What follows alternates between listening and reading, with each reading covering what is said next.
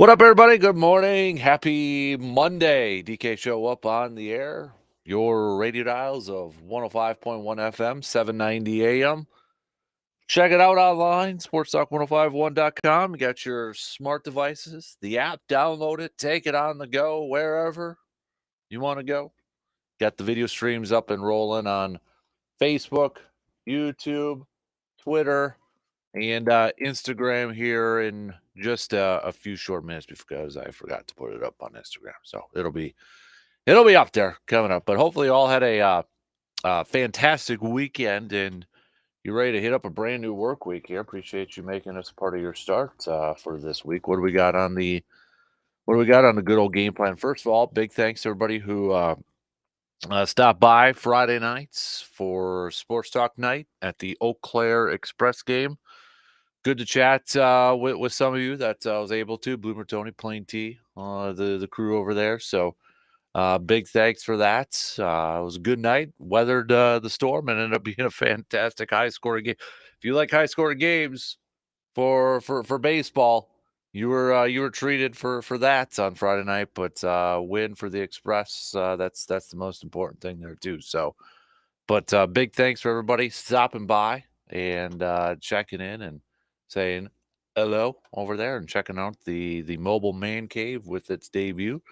So if you got any suggestions, nominations, or anything like that, where we should post up for the mobile man cave, all right, I'm all ears. Let me know. We got we're gonna be at little league games coming up. Is it next week already? Where are we at? Because we're at June 3rd. Yeah, it's gonna be next week over there too. So, but if you got any suggestions, let me know.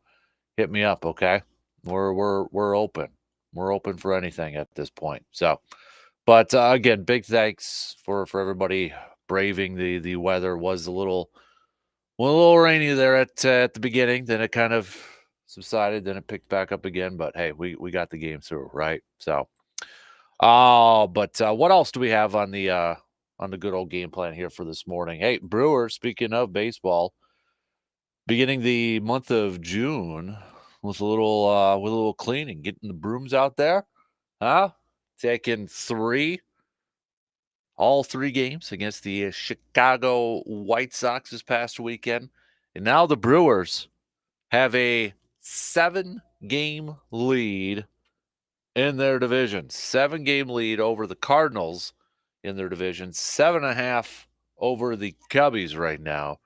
But we are now the first Monday in June, and we're talking about the Crew being 7 games over the second place team in the NL Central. Fantastic.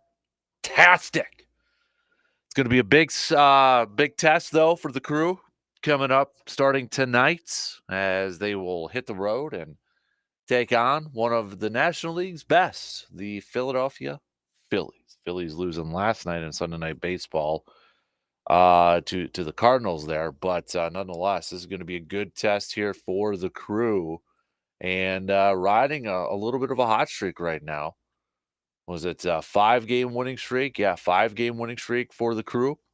So good test for both Crew's offense, pitching staff, and such. We had Rhys Hoskins returned for the Crew, so he'll be going at it against his former team there. But right away, Brewers going to be going up against Wheeler, Sanchez, Nola. So this offense, they've got a tough test going up against these 3 starting pitchers for the Philadelphia Phillies. But hey, you want to be one of the best? This is a fantastic matchup here to see where they're all at here. But yesterday too was supposed to be kind of an off day for Willie Adames and Contreras. If you were kind of saw, maybe you were paying attention on the social medias and saw the lineups, but Contreras and Adames were able to convince their manager Pat Murphy, no, put us in that lineup, and Pat Murphy said, all right, we'll put you back in that lineup. Christian Yelich afterwards said, that doesn't happen everywhere, I promise you. a Sunday day game, a lot of guys would be pretty excited about being off, honestly. Not around here. Not this year. That was from Christian Yelich yesterday. Pat Murphy saying, you love that they want to play. They are savages. Apparently, they entered Murphy's office together, declaring they wanted to play. Murphy explained why he believed an off day was important and asked them to go back into the clubhouse to consider it. Then they reiterated a desire to play. And then they changed the lineup. I love that mindset. I love that mentality. And I love that Pat Murphy was open to it, listened to him. And, I mean, he didn't have to, change the lineup or anything like that. He'd be like, no, you guys are sitting your butts down. No, he listened to his players, took it into consideration, and there you have it. They were back in the lineup. So, man, what else can we say about this team? And when you look at the series, this past weekend series against the White Sox, I mean, there were moments where they were down, right? And then they just kind of clawed their way back and ended up picking up wins in each one of their games over the past week. Even, Friday nights, the box score doesn't look like it. But when you were kind of watching the game or listening to the game in the opening parts of it, I mean, White Sox were up 3-1 through 3. But Brewers able to take a 1-run lead after scoring 3 in the bottom the 4. White Sox jump back out. And then thanks to a 7th inning when the Crew scored 6 and added 2 more on in the 8th, 23 hits in that game, by the way, on Friday night when we go back to that game. 23 hits. Christian Yelich had 5 hits. And 6 at-bats, Yelich had 5 hits. So far this year, Christian Yelich, 323, on base of a 408, an OPS of a 956. If you look at his last 15 games, 304, let's narrow it down a little bit more. His last 27 at-bats, Christian Yelich is hitting 333 with a 419 on base and a 519 slugging. 23 hits on Friday night for the Brewers. Yeah.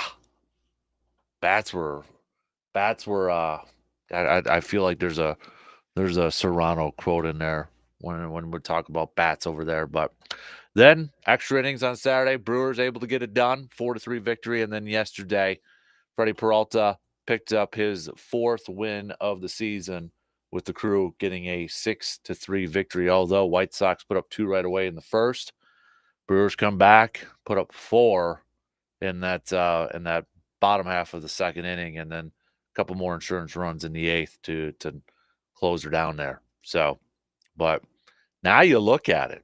You want to look at some team leaders over here. Okay, for the longest time it was Contreras at the top with his batting average in that, right?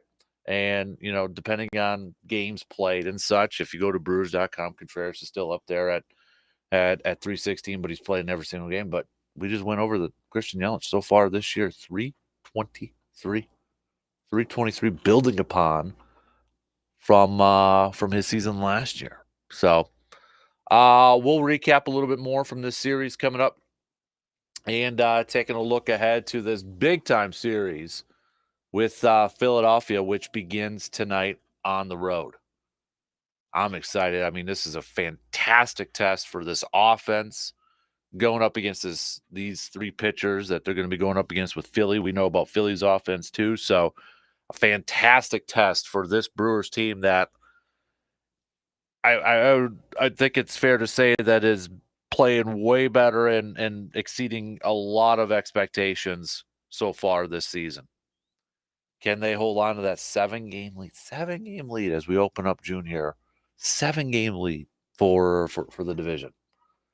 Detroit after this series, and then Toronto coming over to Milwaukee, and then Cincinnati. So, but first things first, I'm excited for tonight's game and for the rest of the series. We'll talk more baseball, including with the Brewers. Got a little Q&A here from the Brewers owner, Mark Ananasio. This was from Brewers.com, and kind of talking about Pat Murphy and his team and some of the players and that sort of stuff. So whenever we hear an owner or a main person and part of the decision makers, if you will, it's always kind of worthy to see what's on their mind or where they're thinking, especially for Mark Anasio and with how well the Brewers are playing so far this year. So we'll hit that up. Talk a little green and gold here. We know when training camp's going to be starting up here for the Pack. What, 22nd there? A little bit earlier there.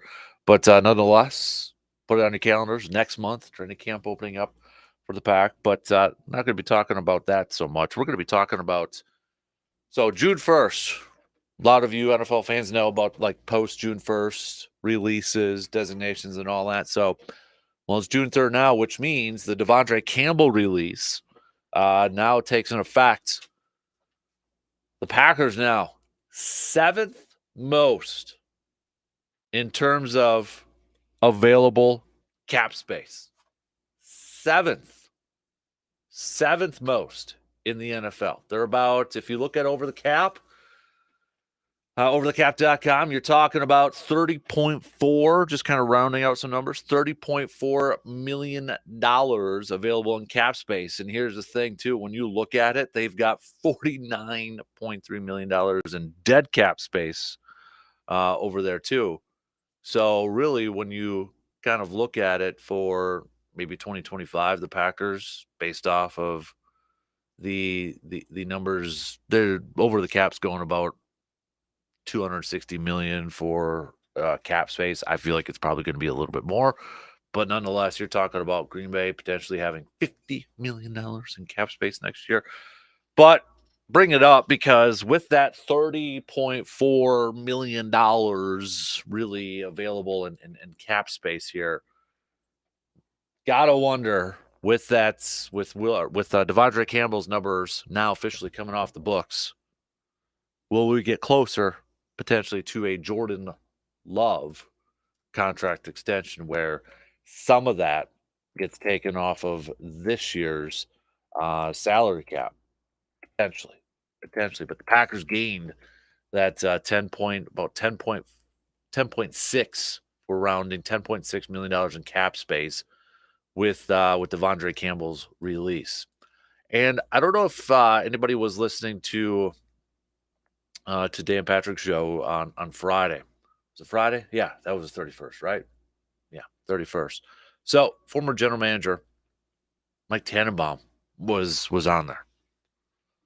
You want to talk about high praise for one Jordan Love? He said if we were drafting NFL players, I think you and I would agree that we would take Patrick Mahomes number 1. But I'm taking Jordan Love number 2.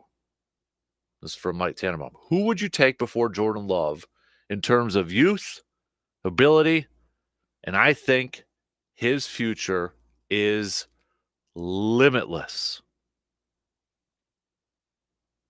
A little bit more what he said. That's easy for me. It's Jordan Love. I'll put it to you this way. If we were drafting NFL players, as I said, I put that quote out there. We've seen in 1 year of Jordan Love show greatness. He was arguably over the last half of the season the best quarterback in the NFL. If you give me Jordan Love, I'm set for the next decade. High character, great ability, been fully baked and developed. I'm not looking back. By the way, that team is loaded with young skill players. I'm hard-pressed to think that they're not going to be right back where they were a year ago, deep in the NFC playoffs. What do you think, Packers fans, about some of those comments from a former NFL GM? Too high of a praise for Jordan Love right now? Just right? Perfect? Huh? What you got to say? So we'll throw a little football talk in there. We got the weekend hangover, your highs, your lows, your best, your worst. from the weekend. Let us know. Hit us up with some texts at 715-830-1912 on that Shoe Doctors bullpen line. We got to stay in the Cup final. Now up Edmonton versus Florida. My team's alive. Yes. New NHL Insider right here.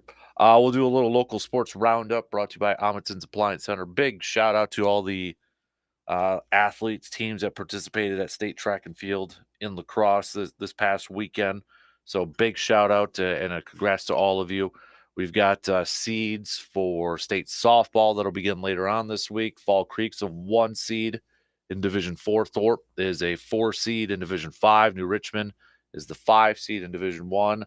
Also, state golf begins today too. So best of luck too. I know we got quite a few teams and individuals participating in state golf. So best of luck to all of you out there too. So we'll do a little local sports roundup coming up a little bit later on here this morning.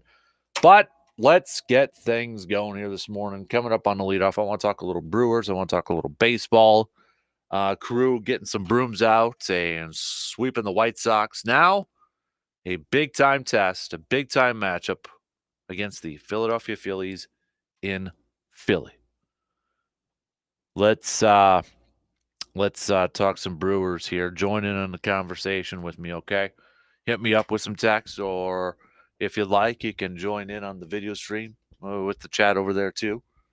If that's easier for you to join the chat there. But we'll take our first break and talk some more baseball coming up after these quick words.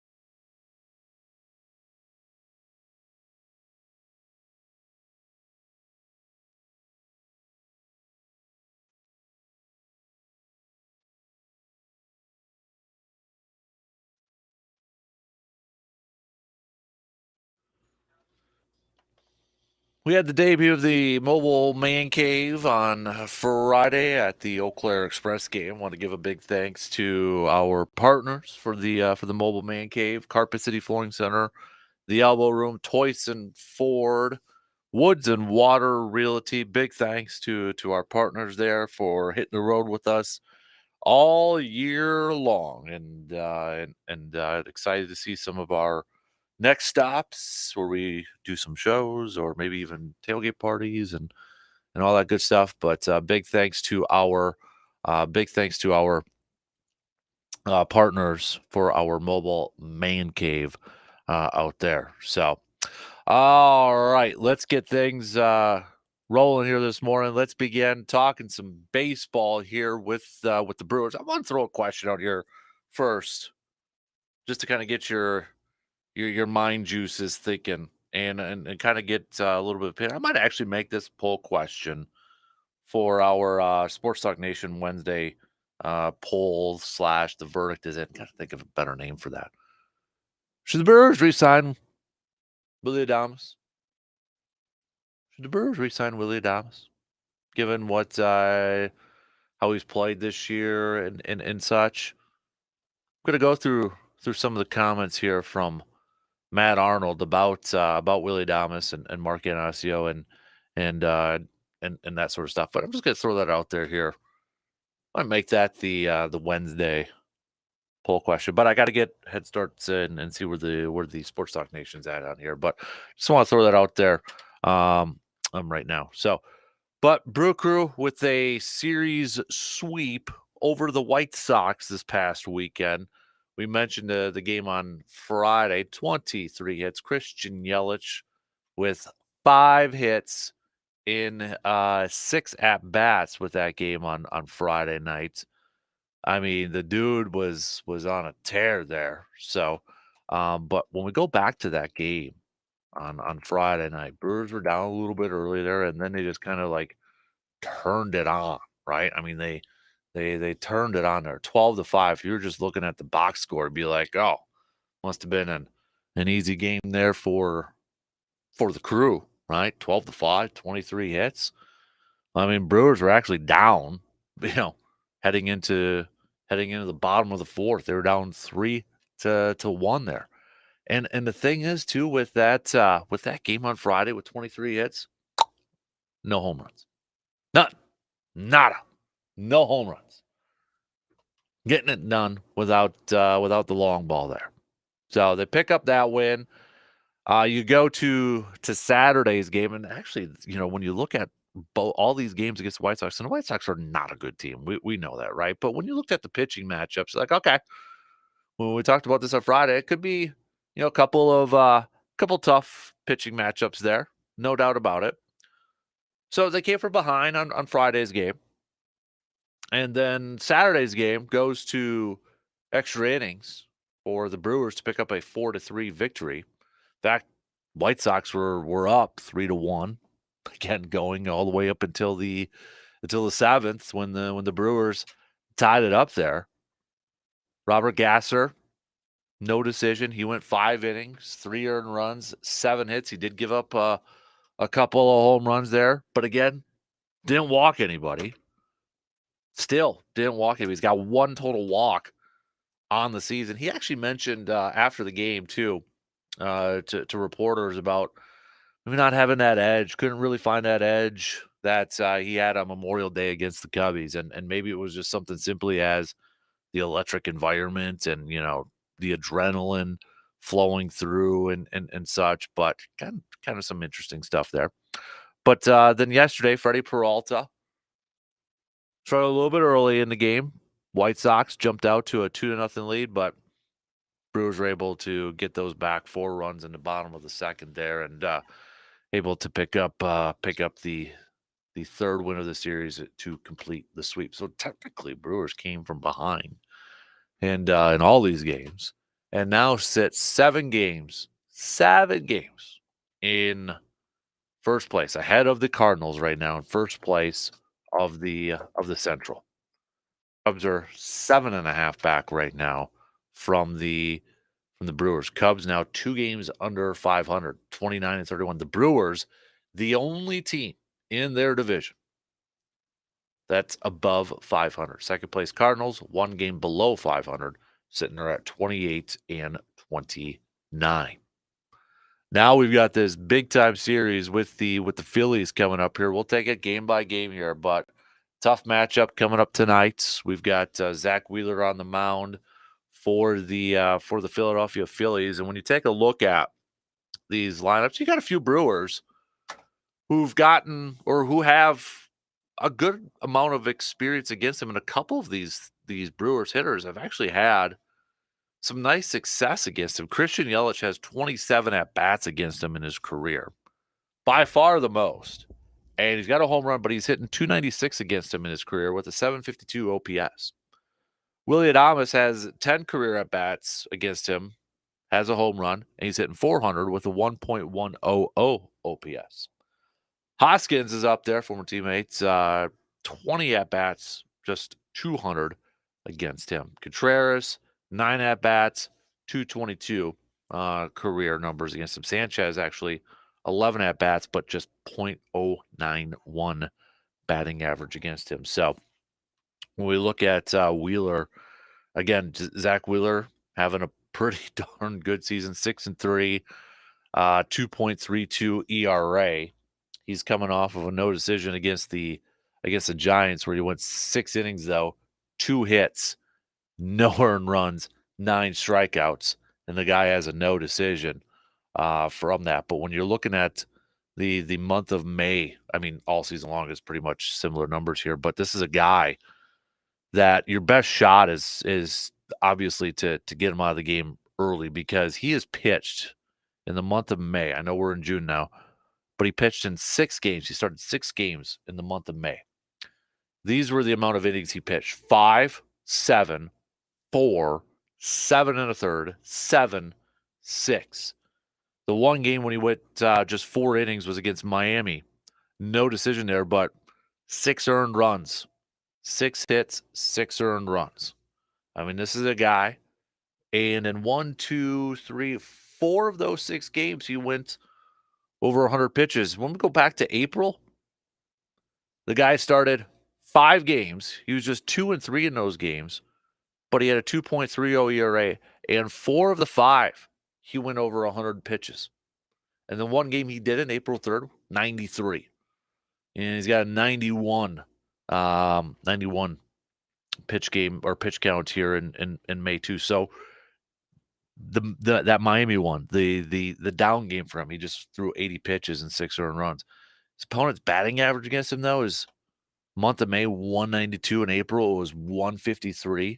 So I mean, Wheeler's having a pretty darn fantastic, pretty darn good year so far. So what a test for this Brewers offense, going up against one of the best starting pitchers in all of Major League Baseball. And the offense isn't too shabby either for the Philadelphia Phillies. I mean, we can look at where these teams rank offensively and such. I mean, we've done that for the Crew and such off and on throughout the last couple days here in that. But Philadelphia, one of the best teams, not only in the National League, but across Major League Baseball here. So when you look at it, especially offensively, they're just above the Brewers by 1 in home runs, still top 10 team there. Philadelphia is number 1 in RBIs, 298. The Brewers are second. This is all Major League Baseball, not the National League. Second with 291. When you talk about OPS, Brewers are 3rd, Philly is 5th. Slugging percentage, Brewers are 4th, Philly is 6th. When you talk about batting average, Brewers are 2nd, Phillies are 6th. On base percentage, Brewers, number 1 team in all of Major League Baseball now. The number 1 team in on base percentage. Phillies, 4th. Walks, if you want to throw them in there, Phillies 3rd, Brewers 4th. Stolen bases, because we got to put them in there. Brewers, 3rd most in Major League Baseball. Phillies, 4th. So when you think of the Phillies offense, I mean, a lot of people probably going to go right away to Bryce Harper and such, right? I mean, they get probably a little bit more attention with their offense, but we just went through some of the numbers and the rankings where they're ranked throughout the season. You got the Brewers right there with them, and in fact, in a lot of cases, ranked a little bit higher.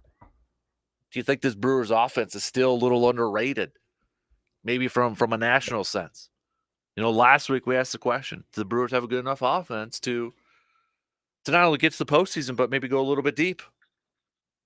Only 62% said yes. If you voted no, I'm curious why you think this offense maybe still needs more to it. When right now, as we're in the beginning part of June, this offense is top 5 in a lot of the major offensive categories, statistical categories, not just in the National League. We're talking the entire majors. That includes the Yankees. That includes the Dodgers. Baltimore, if you want to throw them in there. I mean, top 5 or just outside the top 5. So if you said, nah, why? Why what's the reasoning that you don't think? And I'm just genuinely curious why maybe you're like, you know what? Maybe another power bat. I don't know. Maybe another power bat. Or maybe you're just not sold on the consistency from this offense. Maybe you're not sold on the consistency of Willie Adames or Yelich or I don't know. I'm throwing out possible reasons out there, but I'm genuinely curious why maybe some Brewers fans don't think that this offense is good enough when they have just consistently been in the top 5 in Major League Baseball in a lot of the major categories. And now, I mean, you're talking top 3 in some of these cases. I feel like they're getting a little underrated right now. I feel like they're a little underrated in terms of maybe a national perspective here. Just my opinion. Whether it's small market or what, I don't know. But I feel like it's a little underrated. Pitching wise, though, maybe when you look at this series coming up here, this is where it may it kind of points or tips the scales to Philly here. Philadelphia in terms of total team ERA, number 2 in all of Major League Baseball. Only team ahead of them is the Yankees right now. Brewers actually too, by the way, team ERA. When we look at this, they're number 10. So technically, I mean they're top 10 unit right now in the ERA. But when you look at opponents' batting average, Philadelphia is the 5th best, 221. This is where, when you look at Milwaukee, they're 20th right there. Home runs given up. Home runs given up. You've got Philadelphia number 2, tied for the second for the least amount of home runs given up. So, I mean, this is, when we look at it from a pitching standpoint, this is where the main difference is, which is still kind of weird for, the last few years when we've talked about this Brewers team. It's been pitching, right? It's been led by their pitching, and it's kind of done a 180 at this point. Brewers, by the way, in terms of earned runs, they've given up the 11th fewest. Philadelphia, 2nd. Again, the only team ahead of them is the Yankees right now. So, what will be the advantage? Will it be the pitching or will it be the offense in this one? And then the Brewers gets pretty much their top 3 starters going up against them. That's why I'm excited for this series. I'm excited for the series because I think it's going to be an absolutely fantastic matchup, or litmus test, I should say, for this Crew team. And if the Brewers go into Philly and, let's say, win the series, or maybe they're really close each game and such, it's a battle. Maybe that's what's going to open the eyes for maybe some outside of the state of Wisconsin, outside of the Brewers fan base. Like, okay, maybe this Brewers team is actually legit. Maybe they are legit here. Because I feel like some of the naysayers may say, well, okay, well, who have they beaten on their schedule? Who've they gone out there and beat? They faced the Yankees in the month of April, at the end of April. Cubs, well, they're not as good as everybody thought they were. Look at their division. Every other team's under 500. So I kind of feel like that's probably the knock against the Brewers for some people out there. But again, don't apologize for wins. You beat the people that are on your schedule. But this is, I think, a series that, hey, if the Brewers go in there and they maybe win it, or you got some battle games on there, maybe that opens up the eyes for some of those outside of the Milwaukee fan base. I'm excited to see this offense. I'm excited to see this team match up against the Philadelphia Phillies. It's going to be tough. It's going to be very tough. But I'm excited. I'm really excited to see this. So, what has Matt Arnold and Mark Ananasio said about their current ball club, about their current manager?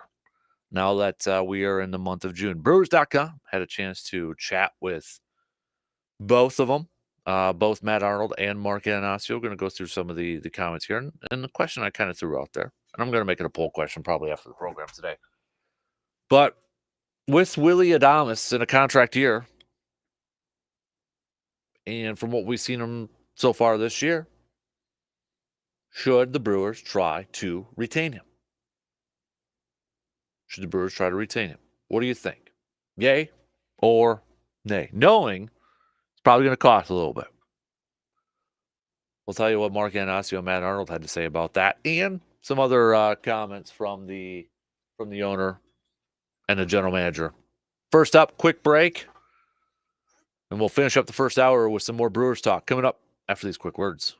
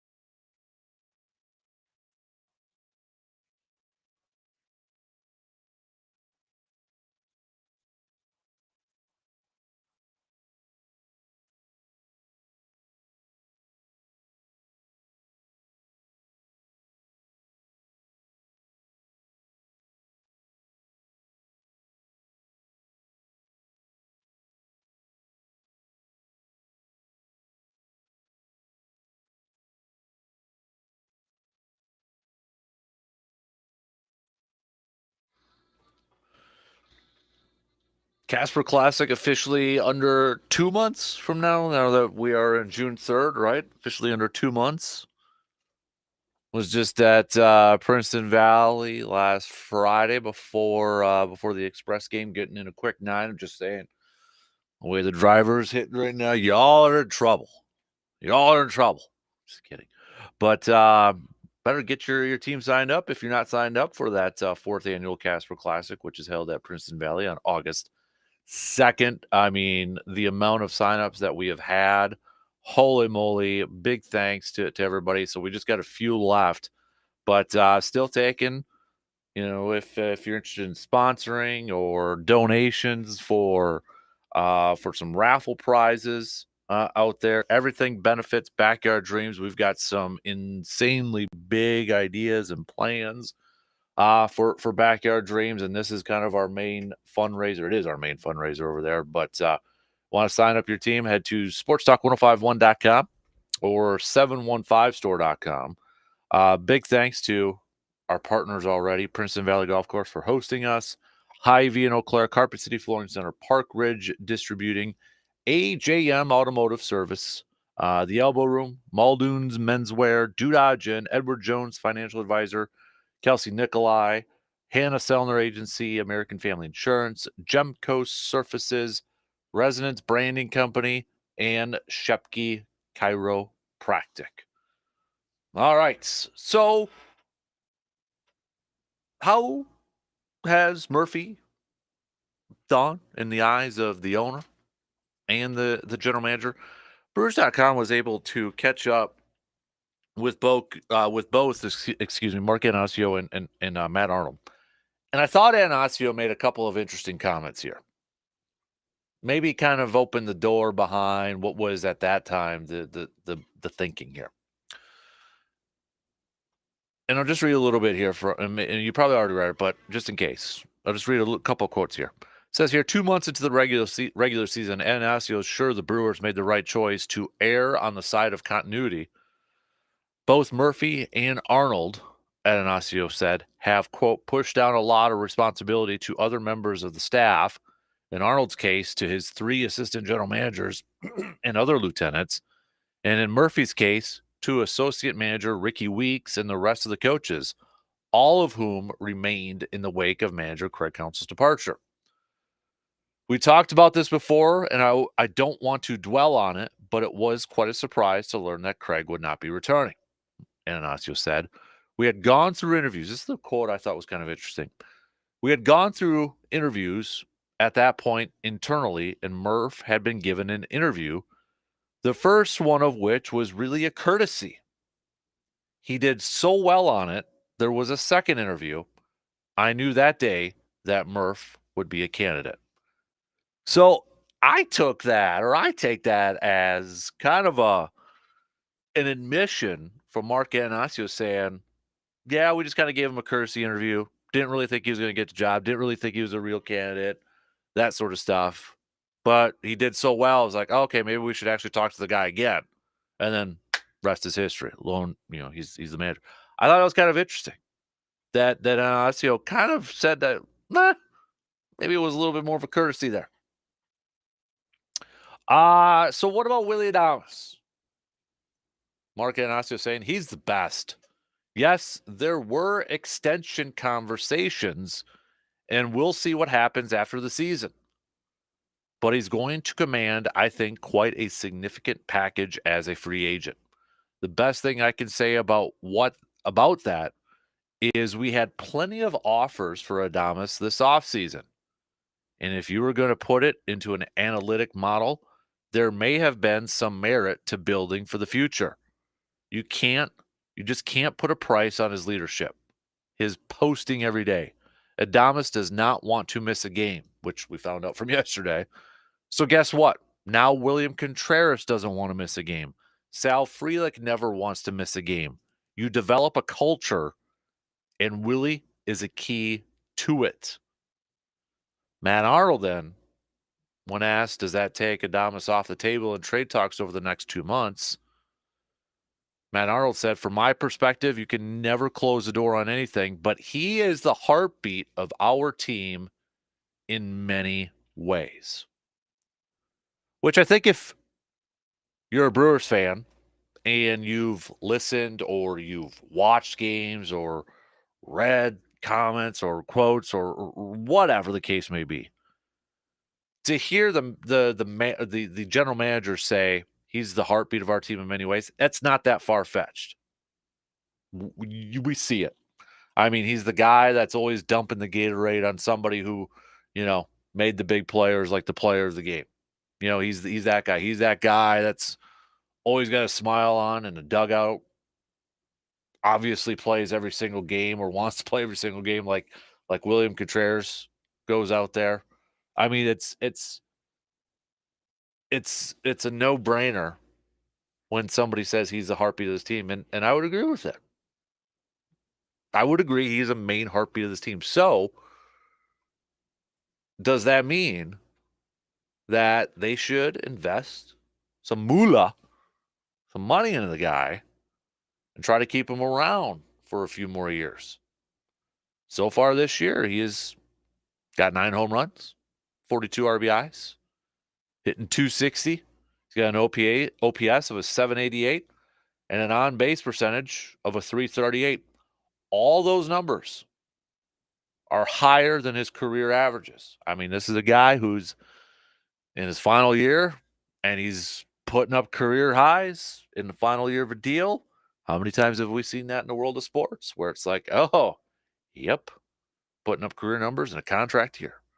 But when you factor in the, quote, culture aspect of this too, does that tip the scales one way or the other? Or are you like, you know what? They already got a lot of money invested into Yelly. Don't know if they should invest a lot of money into another position player when it's obvious that maybe they should use some of that money into bringing in some more pitchers. What do you think? You got Ortiz, Joey Ortiz, who is, and I still think is probably going to be the long-term starter at shortstop or the future starting shortstop for the Brewers. And I think when they made that trade to send Burns over there, that was part of the thinking too. Is like, okay, we got our future starting shortstop. Bryce Terang was kind of thought of that too, but I think now he's the long-term guy at second. But Ortiz has adjusted so well at third base too. It's like, all right, we got maybe Ortiz at third. Maybe the Sal Frelick experiment at third isn't going to, be a thing now. Remember when it was going to be Ryan Braun playing at first? But I think Ryan Braun's played more time at first base, when he was playing than what Sal Frelick has played at third base. But I don't know. What do you think? It's probably going to cost a lot, right? Shortstop numbers, we've seen them coming over the last couple of years. They've been astronomical numbers. And it just takes one team that's willing to give them a big deal. Here's the thing. I would love Willy Adames on my team. I don't think you can necessarily put a measuring stick on what he does in terms of the culture and what he does inside the clubhouse and the dugout. You can't measure that by any analytics out there, baseball analytics. That comes natural, and that's such a key part of this too. But at the same time, money is the deciding factor in this thing, and I just think it's going to be too much. I don't think he's going to be traded before the deadline this year unless somehow the Brewers go on an epic collapse, which I don't think is going to happen. But I can't see it unless it's one of those. I know we've seen it once in a while that maybe that guy that everybody thought was going to get a big payday in free agency ends up not being the case, and maybe he's back on shorter term. I don't know. That could potentially be the case here. But man, as much as I would love Willy Adames, I don't know if the money's just going to work out. 1 hour in already on this rainy start, depending on where you're listening to us from. We got some news updates, and let's switch gears here for a little bit. I want to talk a little green and gold. Packers, they got some more moolah. For how long, though? We'll hit that up. Coming up after these quick words.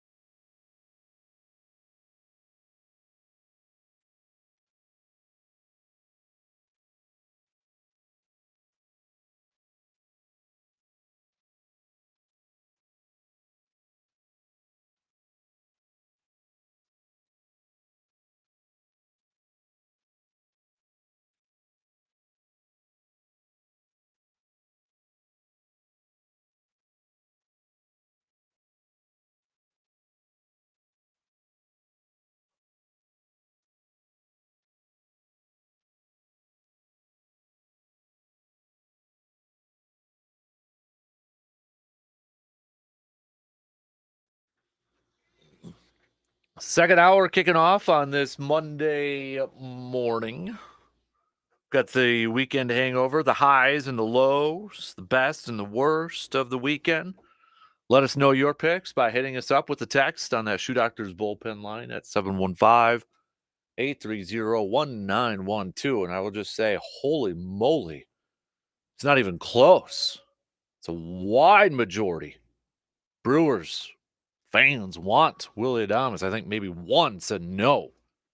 And double-digit yeses after that. So, holy moly, we've got Eric coming in with some numbers here. Willy Adames has consistently, using the word consistently twice, been in around the top 5 in terms of fielding percentage among shortstops over the years, top 10 in OPS offensively over the years, and then you factor in his leadership abilities and how much he means to this team. It is a resounding yes. Look at the facts, people. Willy Adames should be back. All right, bringing in some numbers. So I was actually kind of surprised. A wide, not even close, wide majority. At least on the texting line, they're saying, "Yep, bring him back." Missed this part on the chat with Mark Ananazio. This was from actually the Journal Sentinel here. Ryan Braun. Ryan Braun, could we actually see his number potentially get retired here? I guess don't shut the door on that. The door isn't closed on it says here. I'll just read a little bit from the Journal Sentinel. It says the Brewers have retired the numbers of 4 players in franchise history: Raleigh Fingers, Hank Aaron, Robin Yount, and Paul Molitor. One of the few players without their number retired who merit that discussion, this is from the Journal Sentinel, is Ryan Braun, who will enter the team's Walk of Fame this summer. Braun is the franchise home run leader and third all-time in wins above replacement, behind only Robin Yount and Paul Molitor, but also carries a controversial legacy due to his suspension for using performance-enhancing drugs. What does Anasio think of ever retiring Braun's number? He said, "We have a whole process on this. Ryan, he's going to be in the Walk of Fame. We have a Wall of Honor, which he's on. I'd bet the Walk of Fame is no more than 25 players, and I know we've had over 1,000 in uniform. So really, it's just to get to that is extraordinary. Once you've made it to the Walk of Fame, number retirement, I guess, the next inquiry for you. Then after that, it's statue time." So he's kind of going through the process there about, okay, once you get to the Walk of Fame, then it's potential number retirement, then statue time, he says. I know Mark Anasio loves Ryan Braun. I honestly wouldn't be that surprised if number 8 is eventually retired. I'd be a little surprised if there was a statue. To be honest with you, I'd be a little surprised on that. Actually, probably medium surprised. Not that surprised if number 8 is eventually up in the rafters at AmFam Field, but I don't know about statue at that point in time. So, just forgot to bring that one up. Thought that was kind of interesting over there. I was actually talking a lot about Ryan Braun over the weekend with the little guy. So, all right. Before we get to some football talk here, some green and gold tats here. Quick notes: we've got the Stanley Cup final all set. It is Edmonton taking on the Florida Panthers. Edmonton picking up a 2-1 victory over the Dallas Stars last night. So first game of the Stanley Cup final will be on Saturday as Edmonton visits the Panthers. The NBA finals got a few days off here, but their first game is going to be on Thursday when Dallas visits Boston for that. I'm going to be honest with you. I'm probably a little bit more intrigued, a little bit more excited about the Stanley Cup final than I am about the NBA finals. Just saying, that's I think the Stanley Cup final is going to be a little bit more entertaining, but that's just me. Maybe I'm in the minority on that. I don't know, but let's talk a little. Let's talk a little.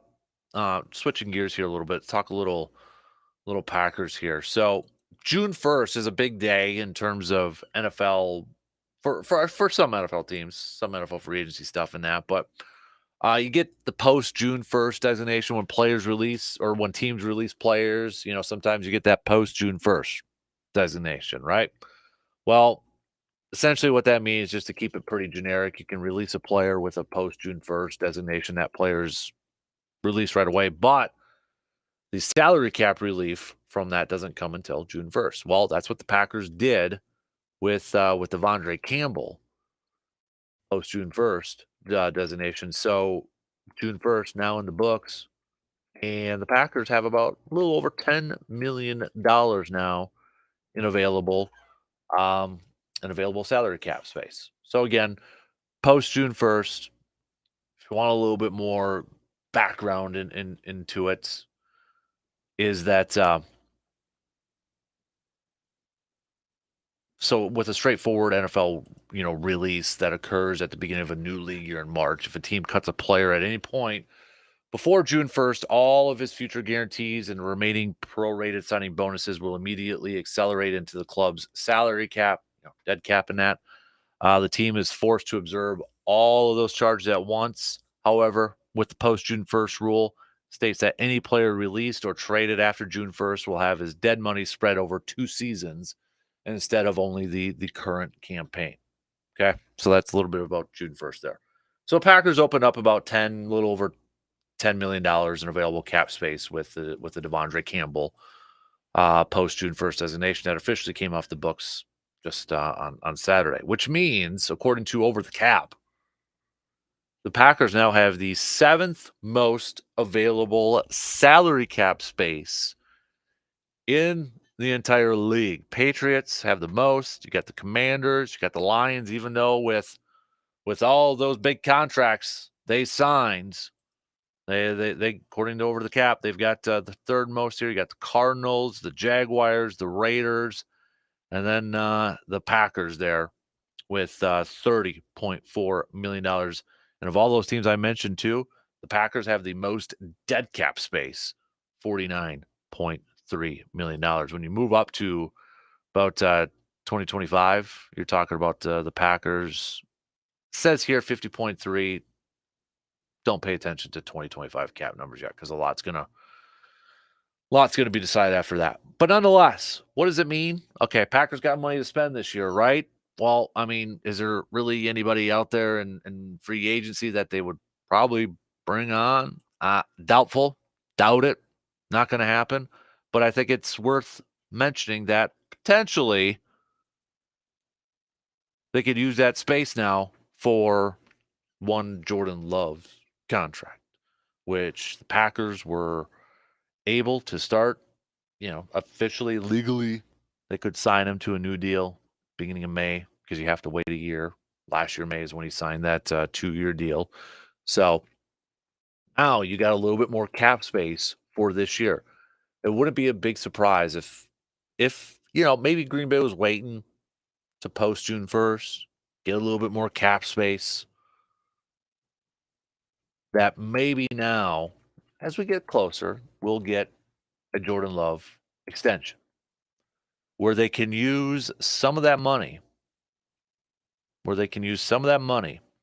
on, or some of that cap space, excuse me, on Jordan Love's extension and put it to this year's cap. There's a big part of me that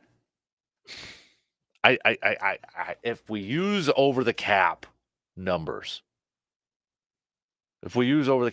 here, I would be a little surprised if Green Bay goes into the season and just goes throughout the whole season of having all that money into the cap. I don't necessarily see that. That's where I feel like a lot of this available cap space that they have right now, that they will use that for Jordan Love's eventual big-time contract extension. where they don't always have to, where they're struggling. Maybe they only have a few $1 million available in cap space this year. And then when they sign Jordan Love, all right, you're going to have that cap space, probably really hit you later on in the deal. They're able to take that little bit of a cap hit. No. That's probably what's going to happen. Maybe potentially another deal for Kenny Clark's on the table here too. Maybe, potentially. But also, I'll throw out another scenario here. I'm going to throw out another scenario here. What if? Because we've seen Green Bay do this before, especially at this position. What if Christian Watson all of a sudden just balls out this year? He stays healthy, but he just absolutely balls out. Has like a Pro Bowl year. We're talking about maybe over 1,000 some yards receiving, double-digit touchdowns, turns into this big play threat. Because this is year 3. Remember, he's got a 4-year rookie deal since he was a second-round pick, not a 5-year. He's got a 4-year.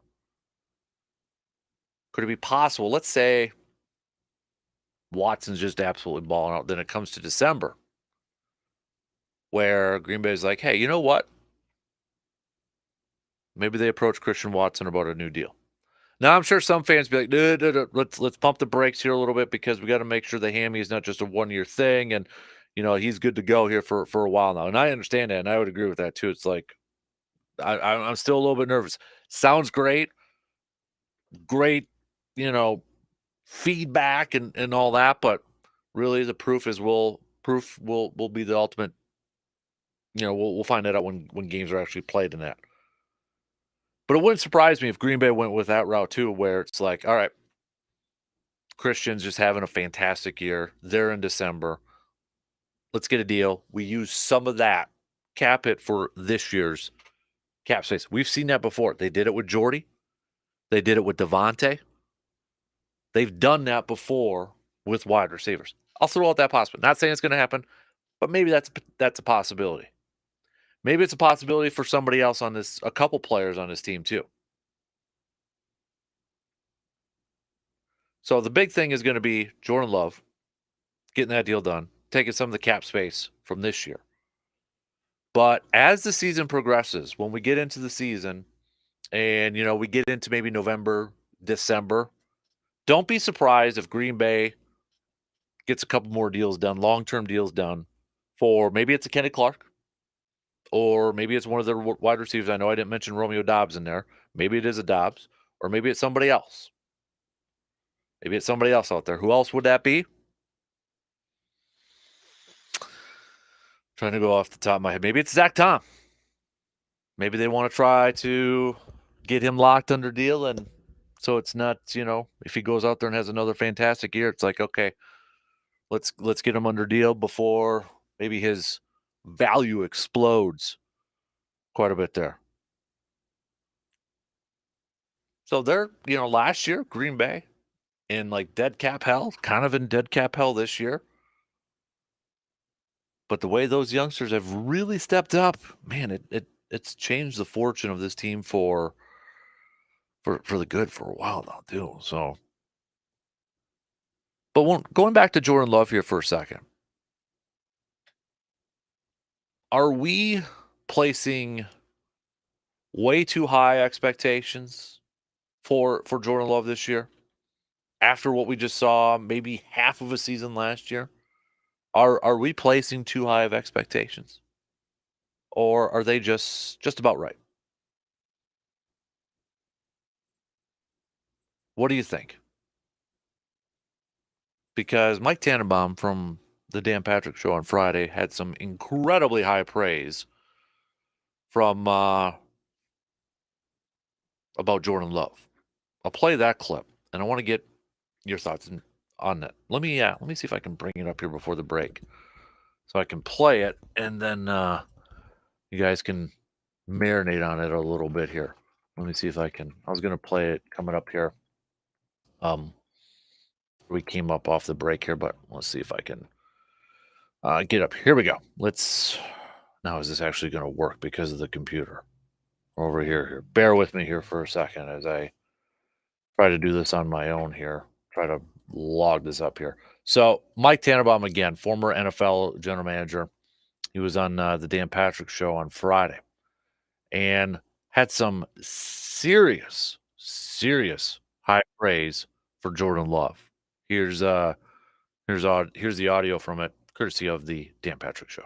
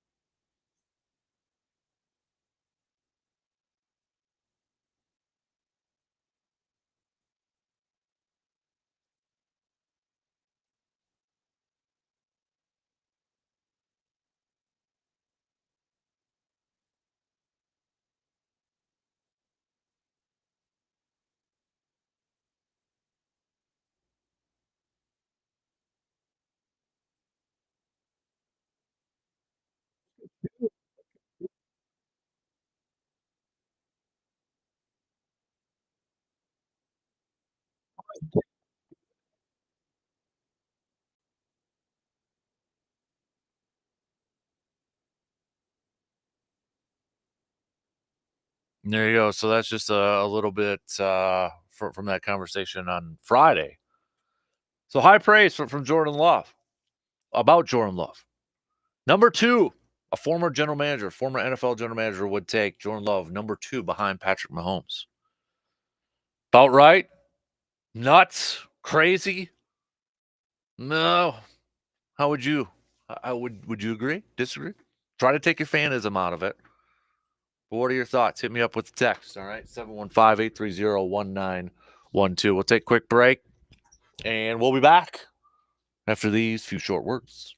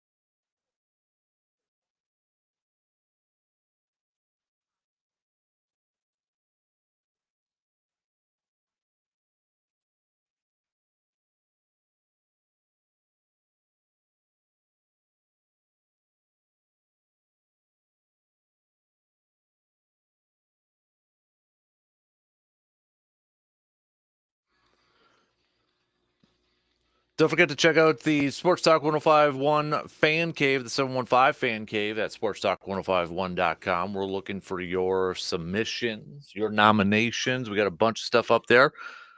Weekend Warrior nominations. We've got looking for backyard tailgate tips up there. We've got what else do we got up there? We got a bunch of stuff that we got on our fan cave, and well, we need some of your input. Oh, for love of the game, we want to highlight some youngsters out there who are playing sports for the love of it, or volunteer officials, referees, coaches, that sort of stuff. We're looking to give you a little bit of love out there. The fan of the month. We want to feature all of you. So again, hit up sportstalk1051.com. Okay, we got a lot of stuff going on over there. Click on the fan cave and you can see the ones that we've already featured and info on how to submit to maybe potentially being the fan of the month, or part of our Throwback Thursday, Backyard Tailgates, Weekend Warriors, or for the love of the game. And if you're nominating, like, say, a Little League team, it's got to be the individual team, not just the organization. Okay, so I mean, you got to narrow it down a little bit more. So more info, again, just hit up our website sportstalk1051.com. You can also enter to win some tickets to Rock Falls Raceway. That's up there. Mike on Cinemas. We've got circus tickets, all that good stuff up there too in the prize dugout tab. So Jordan Love, high praise from Mike Tannenbaum, former NFL general manager on the Dan Patrick Show this past Friday. He would take Jordan Love number two behind Patrick Mahomes. If let's say he was doing a Madden draft, busting out the video game system, and just everybody's available for a draft, Patrick Mahomes is number one, and Jordan Love would be number two. Sound right? Too high of a praise? Maybe he should be number one, so maybe you think it's too low of a praise? What are your thoughts? I'm gonna be real. I think I don't think if I were in that position, if every NFL player was released, or let's maybe put it this way, if we just stick with the quarterbacks, if every quarterback was released and every quarterback was a free agent or entered a draft, and we've got 32 teams, and let's say I'm the general manager for the second team, for the team that's picking second, I'm probably not picking Jordan Love number two. I think his ceiling is incredibly high, and I think he's got a chance to potentially be that guy. But heading into this year, I don't know if I can as adamantly say, as Tannenbaum said there, that I would draft Jordan Love number two. I don't know if I can go that far yet. I don't know if I could do that yet.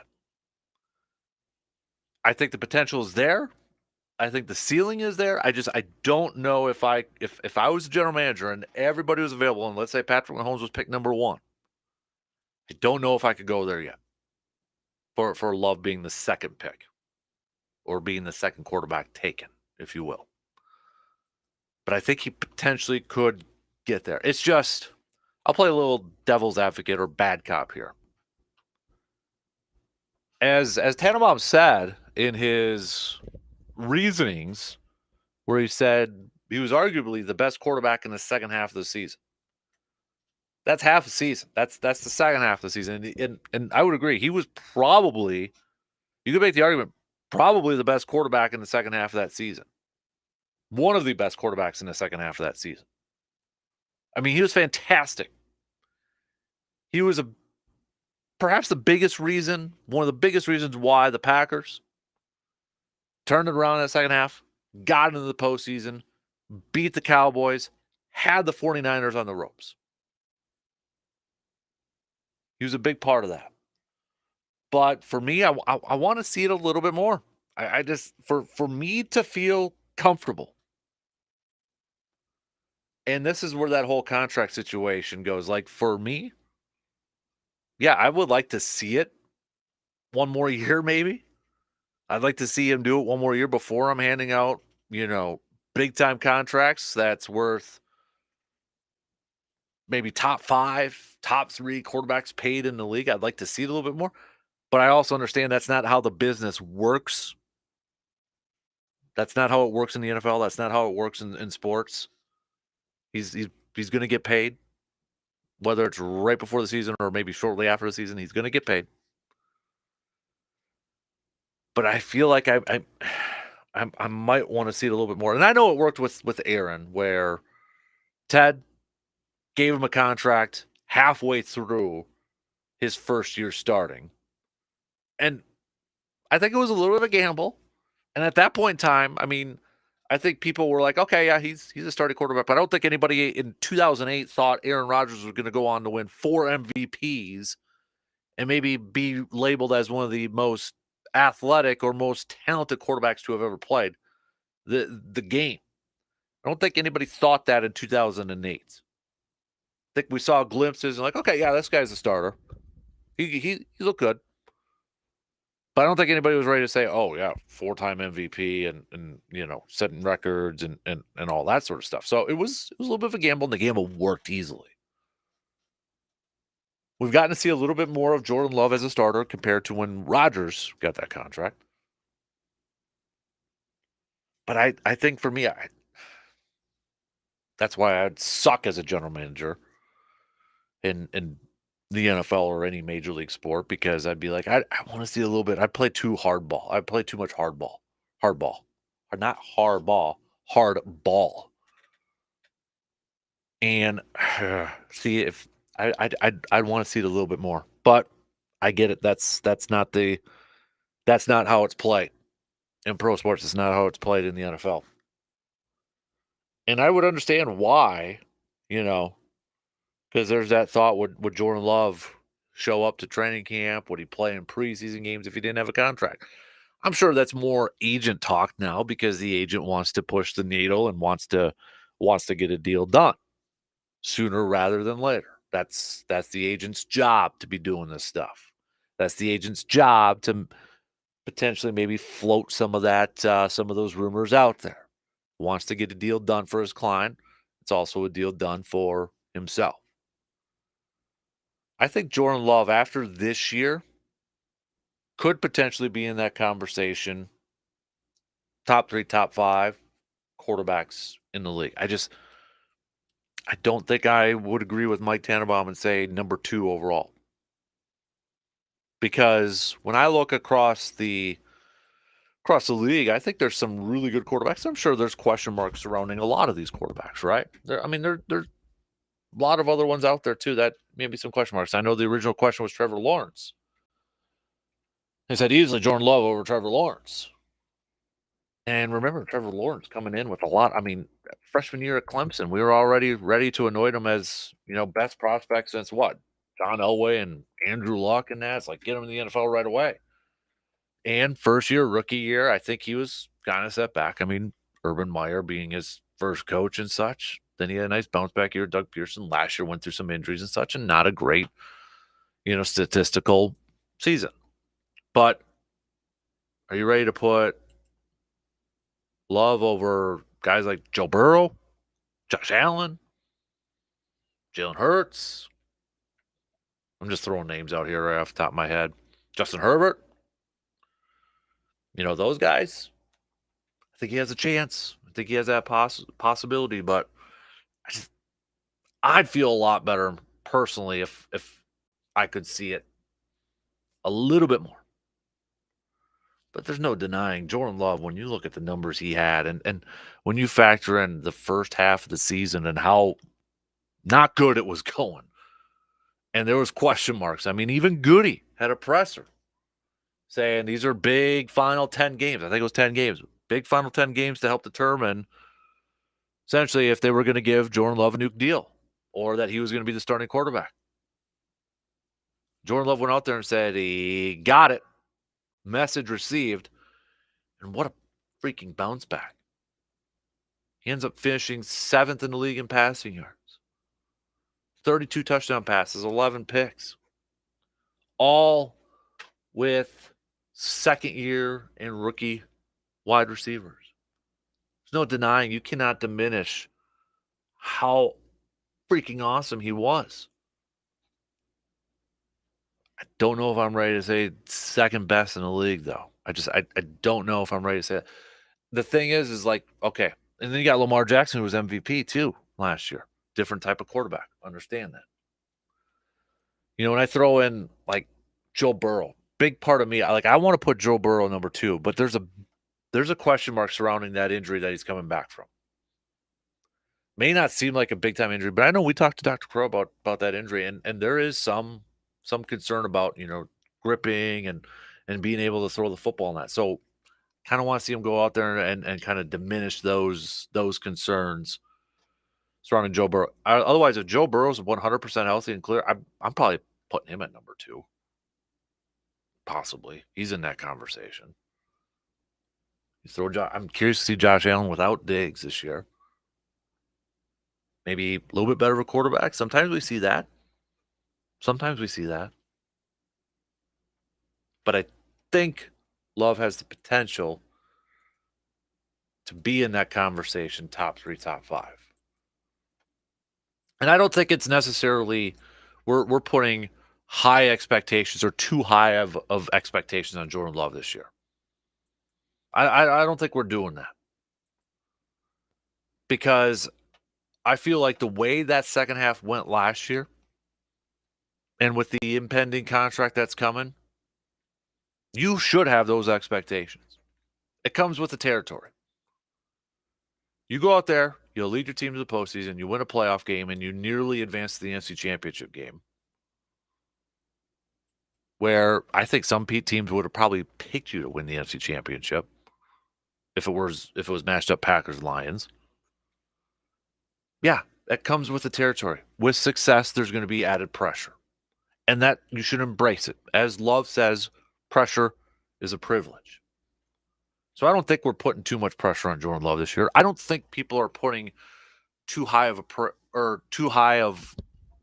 maybe a little bit too high of a praise, but I don't think we're necessarily putting too much on his shoulders for this year, or expecting too much from him this year, because, well, he showed it in the second half. Teams are going to they're going to prepare for him a little bit more. They got more film on him. They can study him a little bit more. There's more on tape.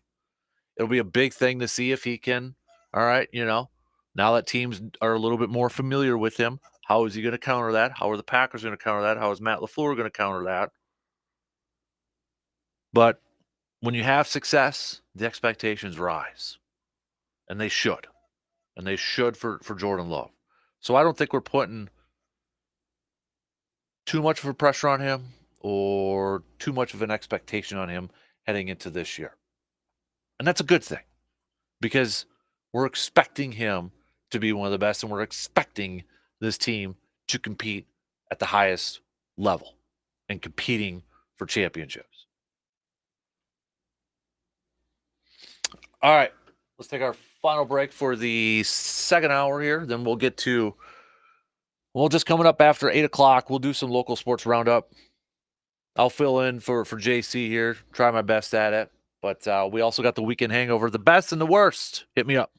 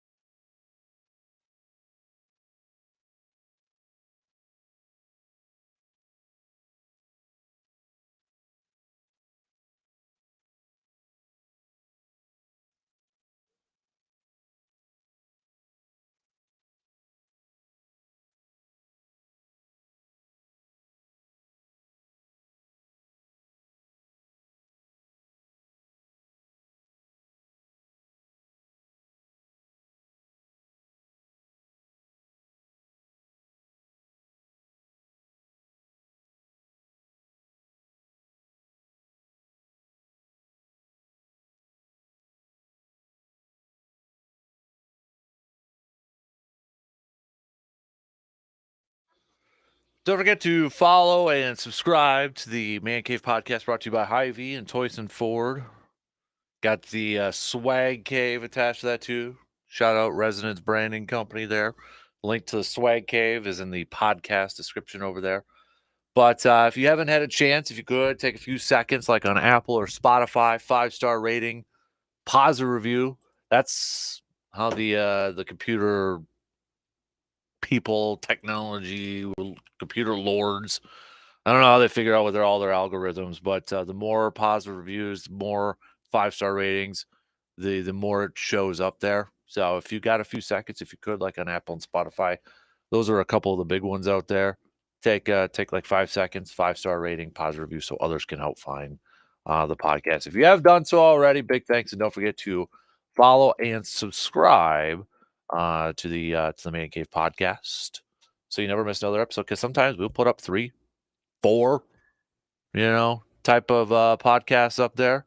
All right, well, we put up a bunch every day, 3, 4 per day. We got the outdoor tidbits on there. We've got what else we got up there? Well, our local sports roundup, which we'll do coming up in the next hour. Inside the training room with Dr. Crow's up there. Business of sports, and then of course our regular episodes over there too. So, all right, let's do a little weekend hangover. I'm going to get to mine here. We'll get to yours coming up next hour. So you got a little bit more time to hit us up with your weekend hangover. What was the highlights? What was the lowlights? What was the best? What was the worst? What were the studs? What were the duds?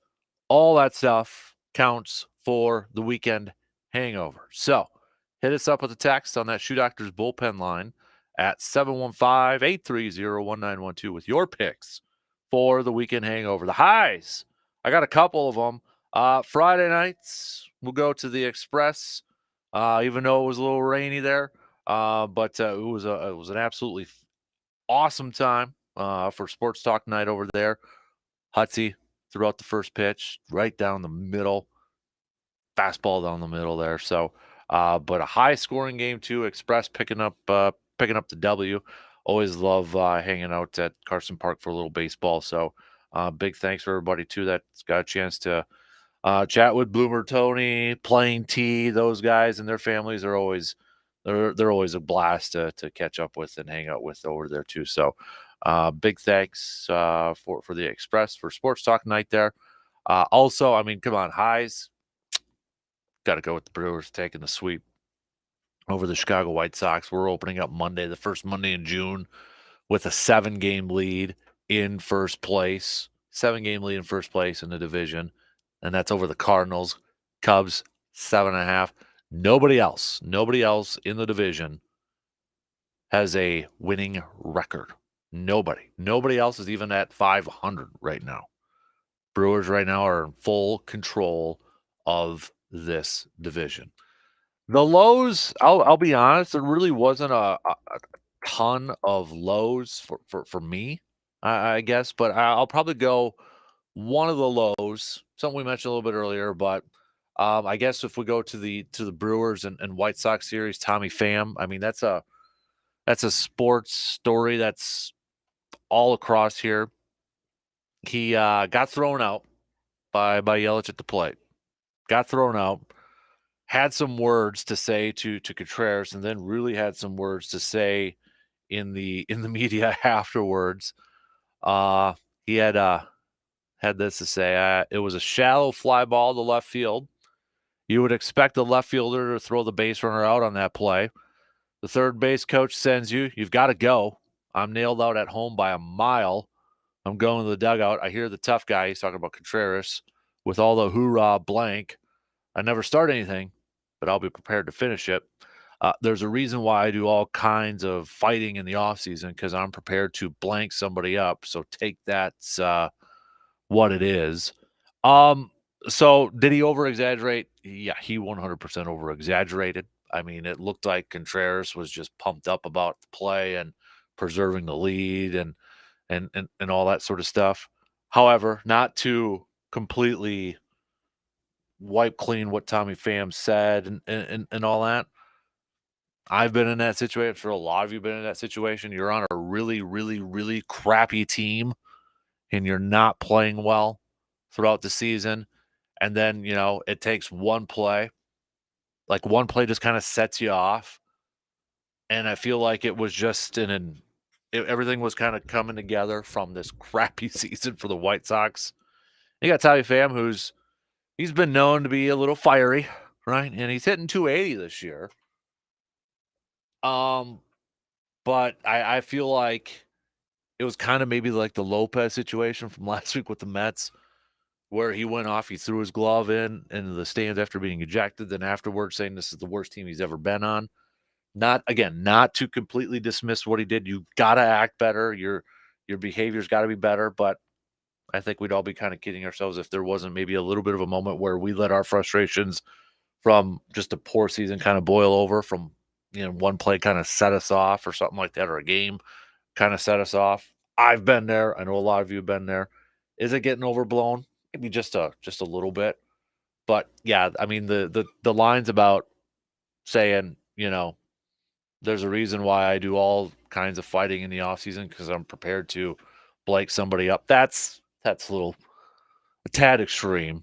And come on, dude, you really stop that. That's ridiculous. But honestly, I think it was just. I mean, I think he kind of threw his third base coach under the or threw him under the bus there too. But I think a lot of it was just the frustrations of this crappy season for the White Sox is boiling over. So, all right, let's okay,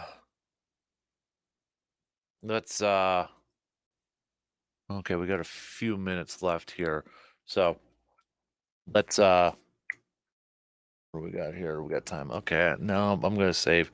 Yeah, I don't have enough time to do a little local sports roundup, so we'll do that coming up in the next hour here. But get your weekend hangovers in. All right. If you haven't had a chance, your highs, your lows, your best and your worst, all that good stuff. So let's get to some more. Some of you got yours coming in right now. I'm kind of getting distracted here, so I got to minimize that. Coming up next hour, we'll get back to some more Brewers talk. Brewers with the series sweep against the White Sox, but now we've got a big time series matchup with the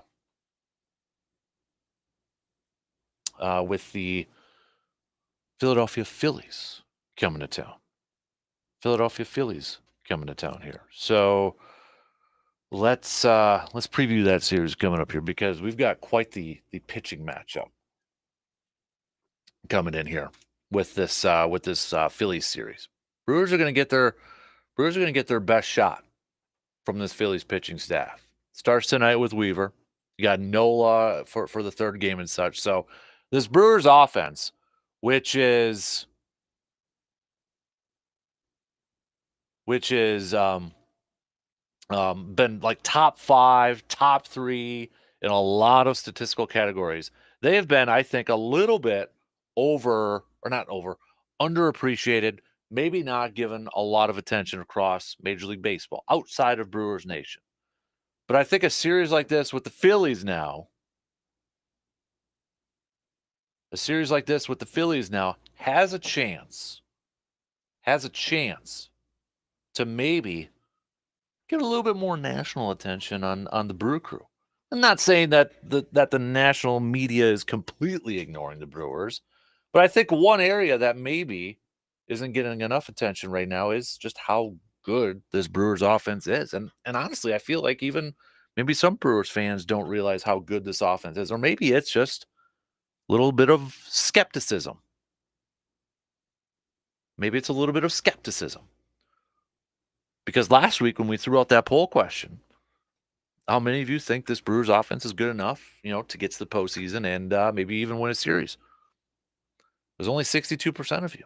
Now, I know 62% is a majority, but you got an offense that's right up there with the Yankees and Phillies and Dodgers and even better than a lot of those teams in a lot of categories.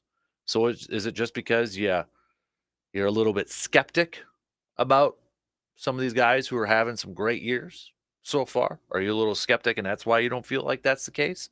That they're good enough to get to the postseason and win some games?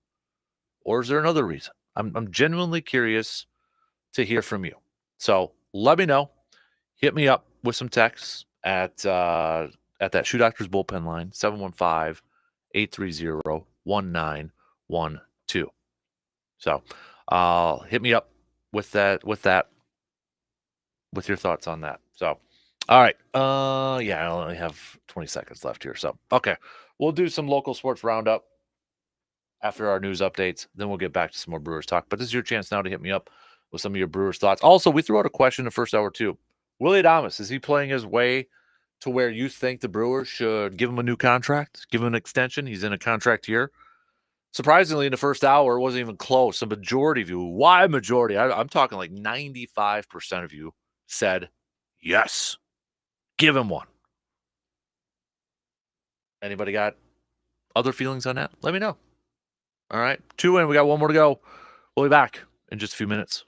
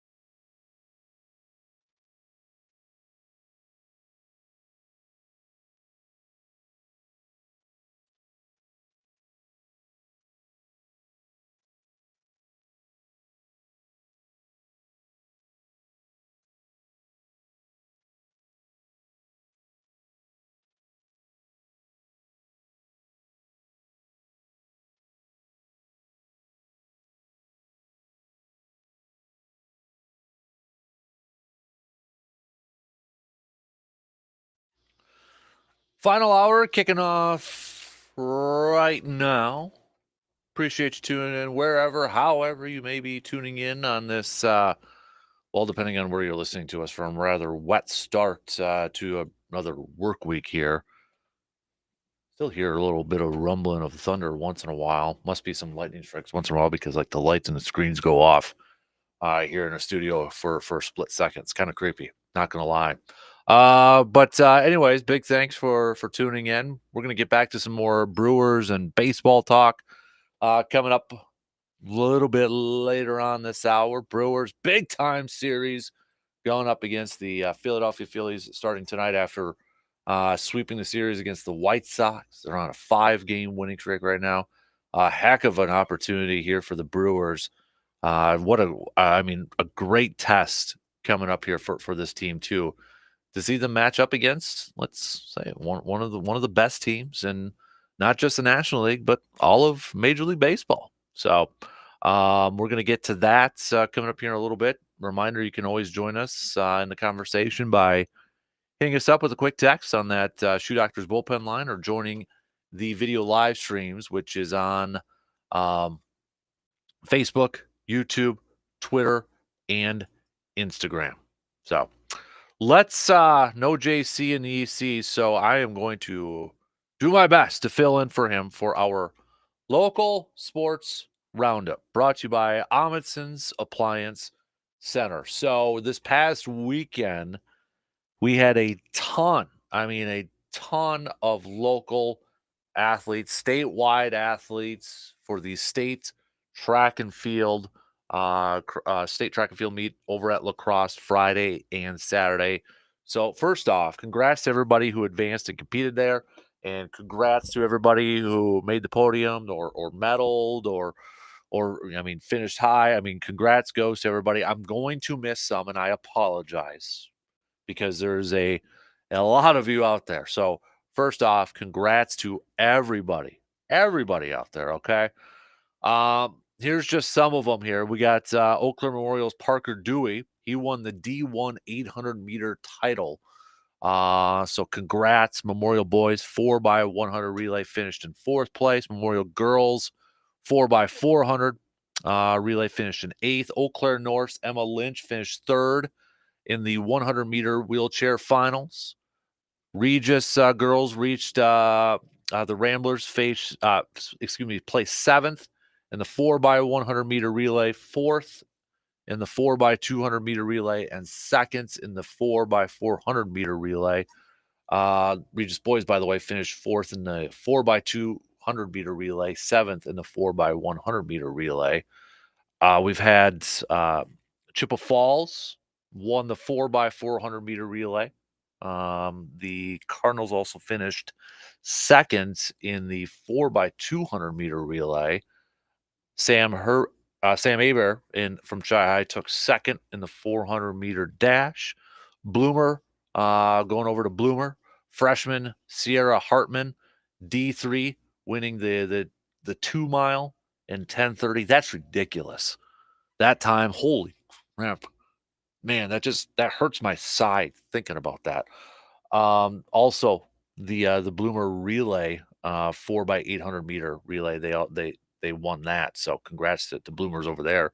Eau Claire Emmanuel Lutheran as well. We had Audrey Arndt. She finished 2nd place in the 100 meter hurdles, 2nd in the 100 meter dash, and 3rd in the 200 meter dash. Fall Creek, Alina Filippo, excuse me, pole vault repeats as a champion, clearing 12 feet. So congratulations to Alina. 12 feet. That's awesome. Colfax, we got a D3 discus title winner, Jeanette, over there. So congrats to Jeanette. Cadet, Izzy Zonentag repeats as the 400 meter dash champion. Congratulations. Also, Cadet placed 3rd in the 4x800 meter relay. Boyceville got some representation. Caden Wald won the D3 long jump. Ellsworth, Parker Woodland won the D2 high jump. Cumberland's Andy Otto won the D3 hurdles title. We got Altoona's Joey Ludi took fourth in the D2 800-meter run. Mondovi, Courtney Stadfer finished fifth in the 2-mile run. Elk Mound's Keenan Miller was on the podium for the 200-meter dash as well. So Rice Lake won the D2 title. Rice Lake won the D2 title, it looks like. Cameron Girls finished runner-up in Division 3. Fall Creek fourth, and Emmanuel Lutheran fourth. And Chi-Hi Boys finished fifth in Division 1. So, holy moly, that's a lot of local athletes participating at the state track and field. So congratulations to, again, all of you. Didn't mean to miss out on anybody. There's a lot of you that participate. So congrats to all the individuals and all the teams out there that competed in lacrosse on Friday and Saturday.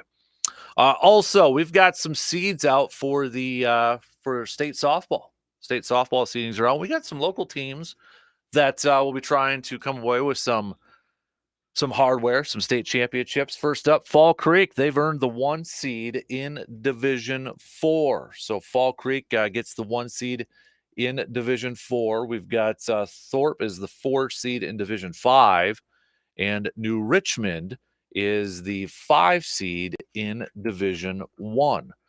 State softball starts up a little bit later on this week. So the Fall Creek's going to be taking on Coleman, it looks like, on Thursday coming up here. So again, best of luck to our softball teams that'll be heading over to state this later on this week and weekend. So what else do we got on here? Also, we got state golf that's going on right now. That's why JC's not here, because he's going to go cover some golf right now. So Division 1, kind of looking at some, remember, you got some individual golfers and then you got team golfers for division or for state golf altogether here. So for team wise, for Division 1, Eau Claire Memorial's over there, back at it. We'll see if they can bring back a championship. Hudson is also over there in Division 1. So let's go through some individual qualifiers for Division 1, because we got some over there. We've got Ben Van Voort from Rice Lake, freshman already going over there. Come on, yeah, that's Division 2.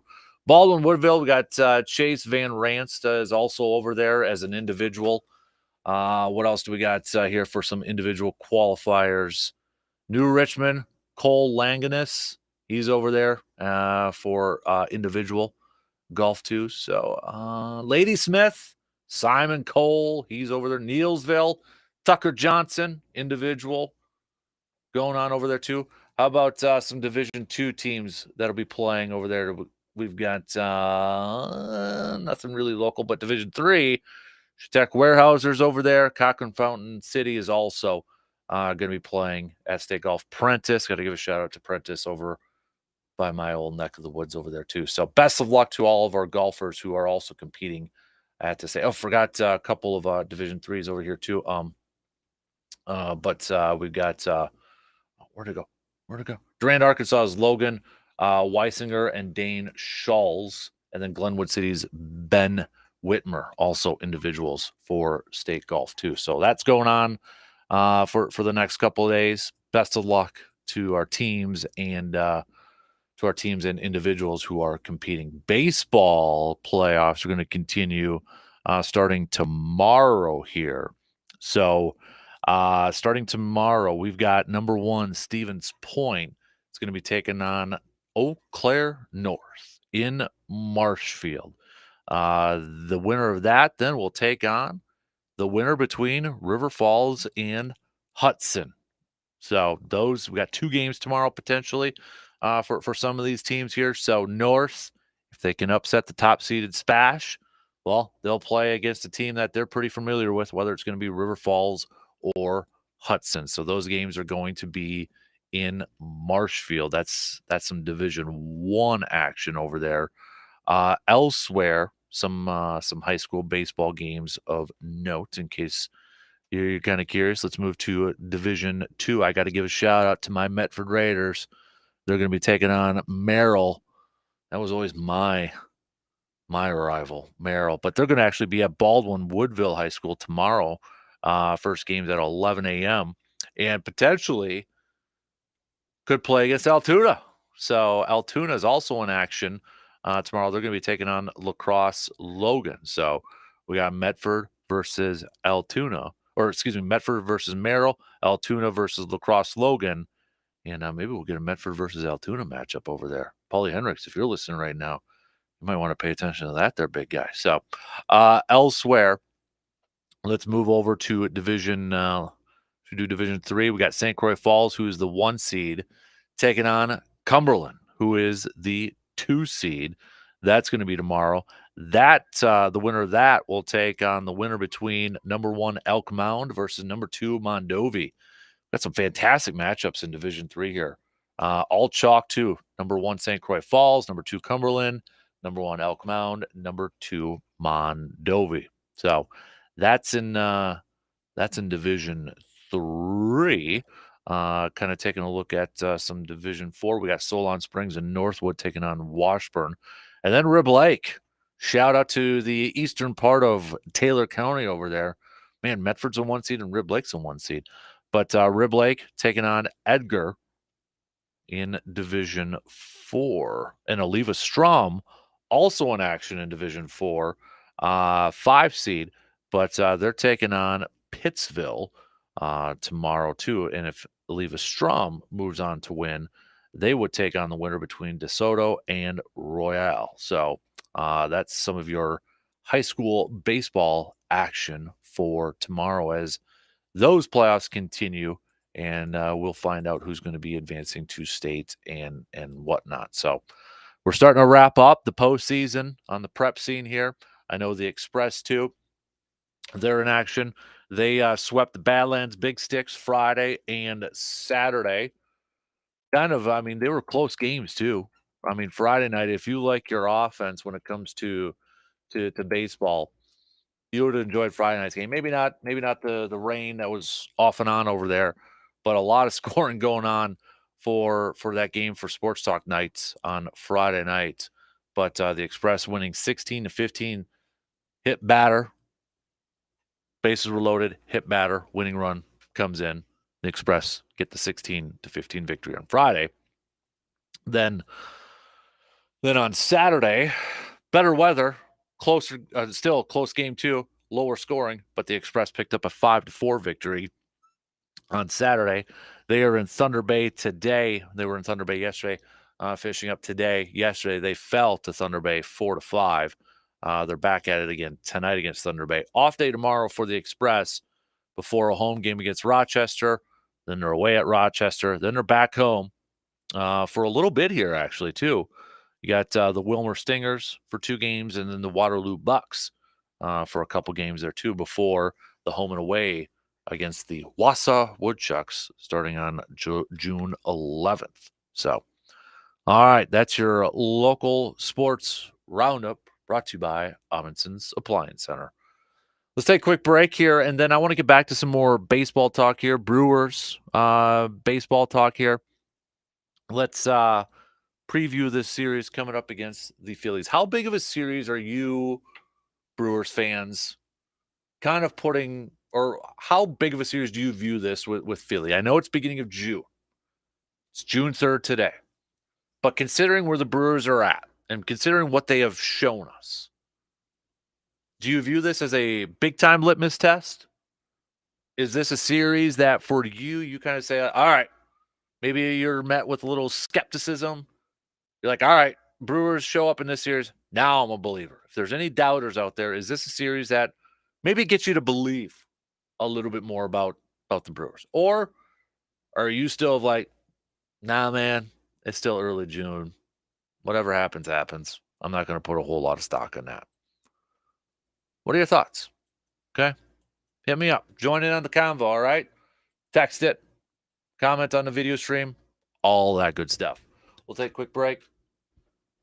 And we'll be back with more Brewers talk after these quick words.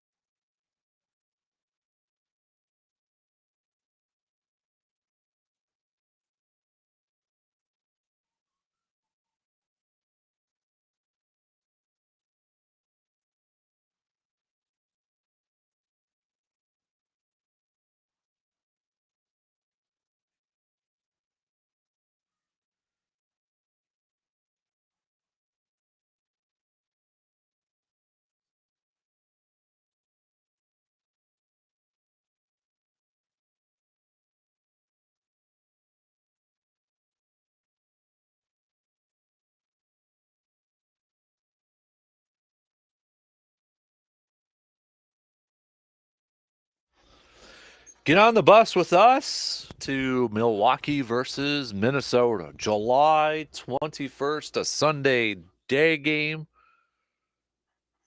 Just head to wiscotrips.com or sportstalk1051.com to reserve your seat on the bus and get your ticket for just $95.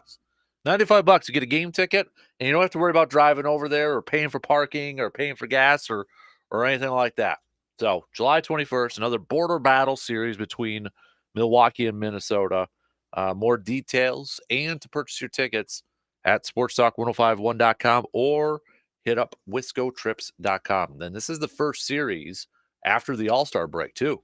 So this is the first series after the All-Star break. So be ready to go, and maybe that's kind of where the playoff push comes into play here. So breaking news, though.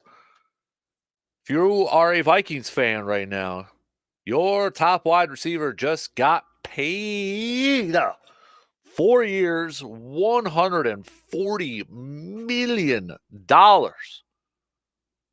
4 years, $140 million, $110 million guaranteed. Justin Jefferson has not only, he's got the biggest deal for any non-quarterback out there now. The NFL's highest paid non-quarterback in the league now. But this is according to Ian Rappaport. He resets the market and gets $26 million more than any wide receiver in guaranteed money. Big time paid for Justin Jefferson over there. Holy moly. We knew he was going to get paid, and boy, did he ever. It's kind of been the year, or the offseason, if you will, of wide receivers getting some big paydays. But Justin Jefferson passed Nick Bosa now for highest paid non-quarterback in the NFL on a per year basis. Justin Jefferson, $35 million. Nick Bosa, $34 million. So, Nelly, 140. That's a lot. that is a lot of money. So, thoughts, Vikings fans? Your guy is staying, right? Your guy is sticking around, and you got a new quarterback coming in with JJ McCarthy. Why not?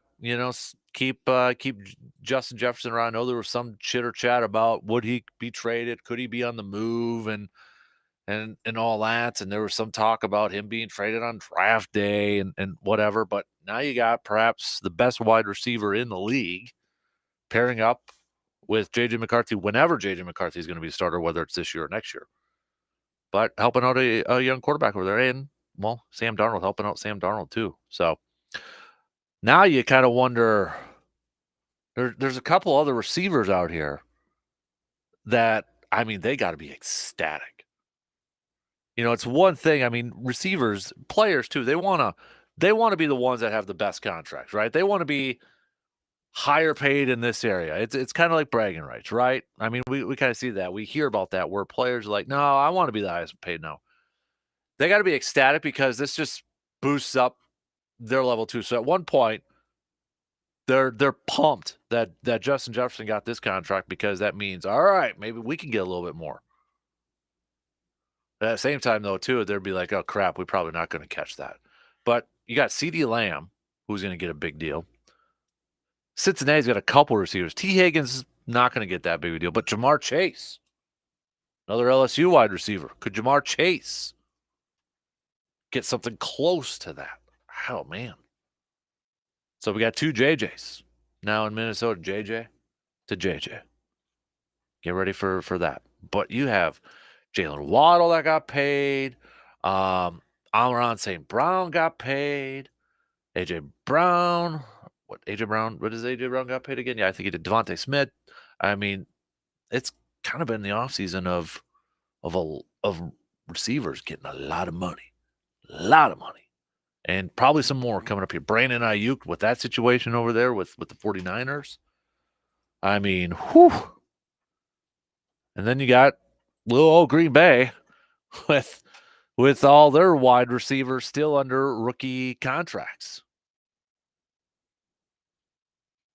So let me ask this, Packers fans, to kind of put a Packer spin on this thing.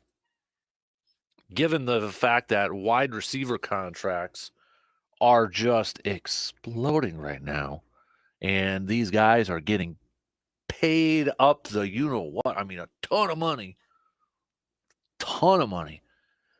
To make it that more important, more pressure on Green Bay to maybe try to win a title while they're getting kind of chunk change with some of their receivers and not spending a whole lot in their wide receiving group. I would say yes. Well, I'd say yes, because Jordan Love's going to get paid. Jordan Love's going to get paid before any of his wide receivers do. So yeah, take advantage of this. Take advantage of it now, Green Bay. Please, please, please take advantage of the fact that your wide receiving core is all rookie deals. Your tight ends are all rookie deals. Take advantage of that and go get a championship with them, or maybe a couple. I don't know. But it comes on the heels too of a question I threw out last hour about Christian Watson. If Christian Watson goes out there and just has an absolute stellar season, then he's entering the final year of his deal next year. Do you give him a deal this year and hopefully maybe it's kind of a bargain after a few months? Green Bay's done that before with Jordy and Devontae. Or is it still a little bit with that hamstring? You don't know if you want to commit to a lot of years over there. So something to ponder. But now we can stop with the talk and rumors about Justin Jefferson's over at the New York Jets practice facility, or in New York. What does that mean? And this, that, and the other thing. So sorry, Packers fans. Jefferson ain't going anywhere anytime soon. All right, back to baseball though. Let's Brewers versus the Phillies. I know it's June. And I don't want to put a ton. I mean, this isn't a make or break season or series coming up here. But I think how I would describe this series coming up with the Phillies is a great litmus test. It's a great benchmark to see where this team is at. It's a good test. Offensively, we've seen this Brewers team. I think surprise a crap ton of people this year, by far exceeding expectations. I think we knew that the offense was going to have to be better to kind of carry the pitching staff. A little bit of an unknown with the pitching staff, and especially with the injuries that they've had. But I think it's kind of blown, a lot of the expectations out of the water thus far. So, with that being said, going up against Zach Wheeler tonight, Sanchez tomorrow, and then Aaron Nola on Wednesday. This is a fantastic test for this Brewers offense to go up against those pitchers to see what this offense is made of, to kind of see where they're at against some of the better pitchers, better pitching staffs in the major leagues. So I'm excited to see this. I'm excited to see if this offense can pass the test. Are they up to that challenge? You got table setters at the top. You've got some power in the middle. You've got some more base hitters, on the bottom there too. I can't wait. I'm excited for the series to begin tonight. And just to see where this team's at, where this offense is at. Pitching wise for the Brewers, we're not going to see Robert Gasser, or maybe we had back in there. We're not going to see Freddie. Probably we're going to see Colin Ray at some point. Maybe I wouldn't be surprised if we see Pat Murphy kind of use maybe some openers again, like he did with Koenig, and he's going to get the first inning, and then Colin Ray comes out of the pen and such, and kind of try to put the Phillies lineup in a little bit of a, I don't know if you can really with the Phillies, but kind of make them do some things that they don't normally would want to do. But I could see Pat Murphy try to get a little creative in that aspect. But while this is going to be a great challenge for this Brewers offense, this is going to be a great challenge, perhaps a greater challenge for whoever's pitching for the Brewers to go up against this Phillies team too. And part of me is like, okay, I'm kind of glad Freddie's not in there because I want to see these other guys, because I also think this will be kind of that benchmark to kind of prove or show Matt Arnold and the rest of the team in the front office, like, yeah, we need to go out there and maybe get some more depth at pitching. We maybe need to go find another starter or a couple more arms with this thing. And I think they know that, but this potentially could reinforce it, perhaps a little bit.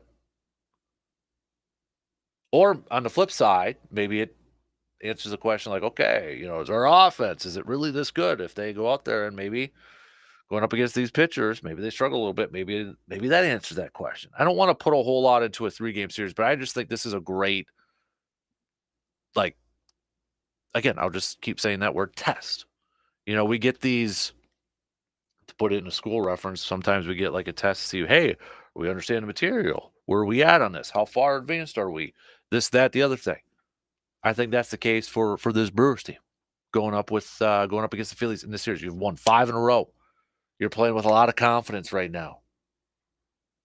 Christian Yelich is just, I mean, the guy is offensively playing fantastic right now.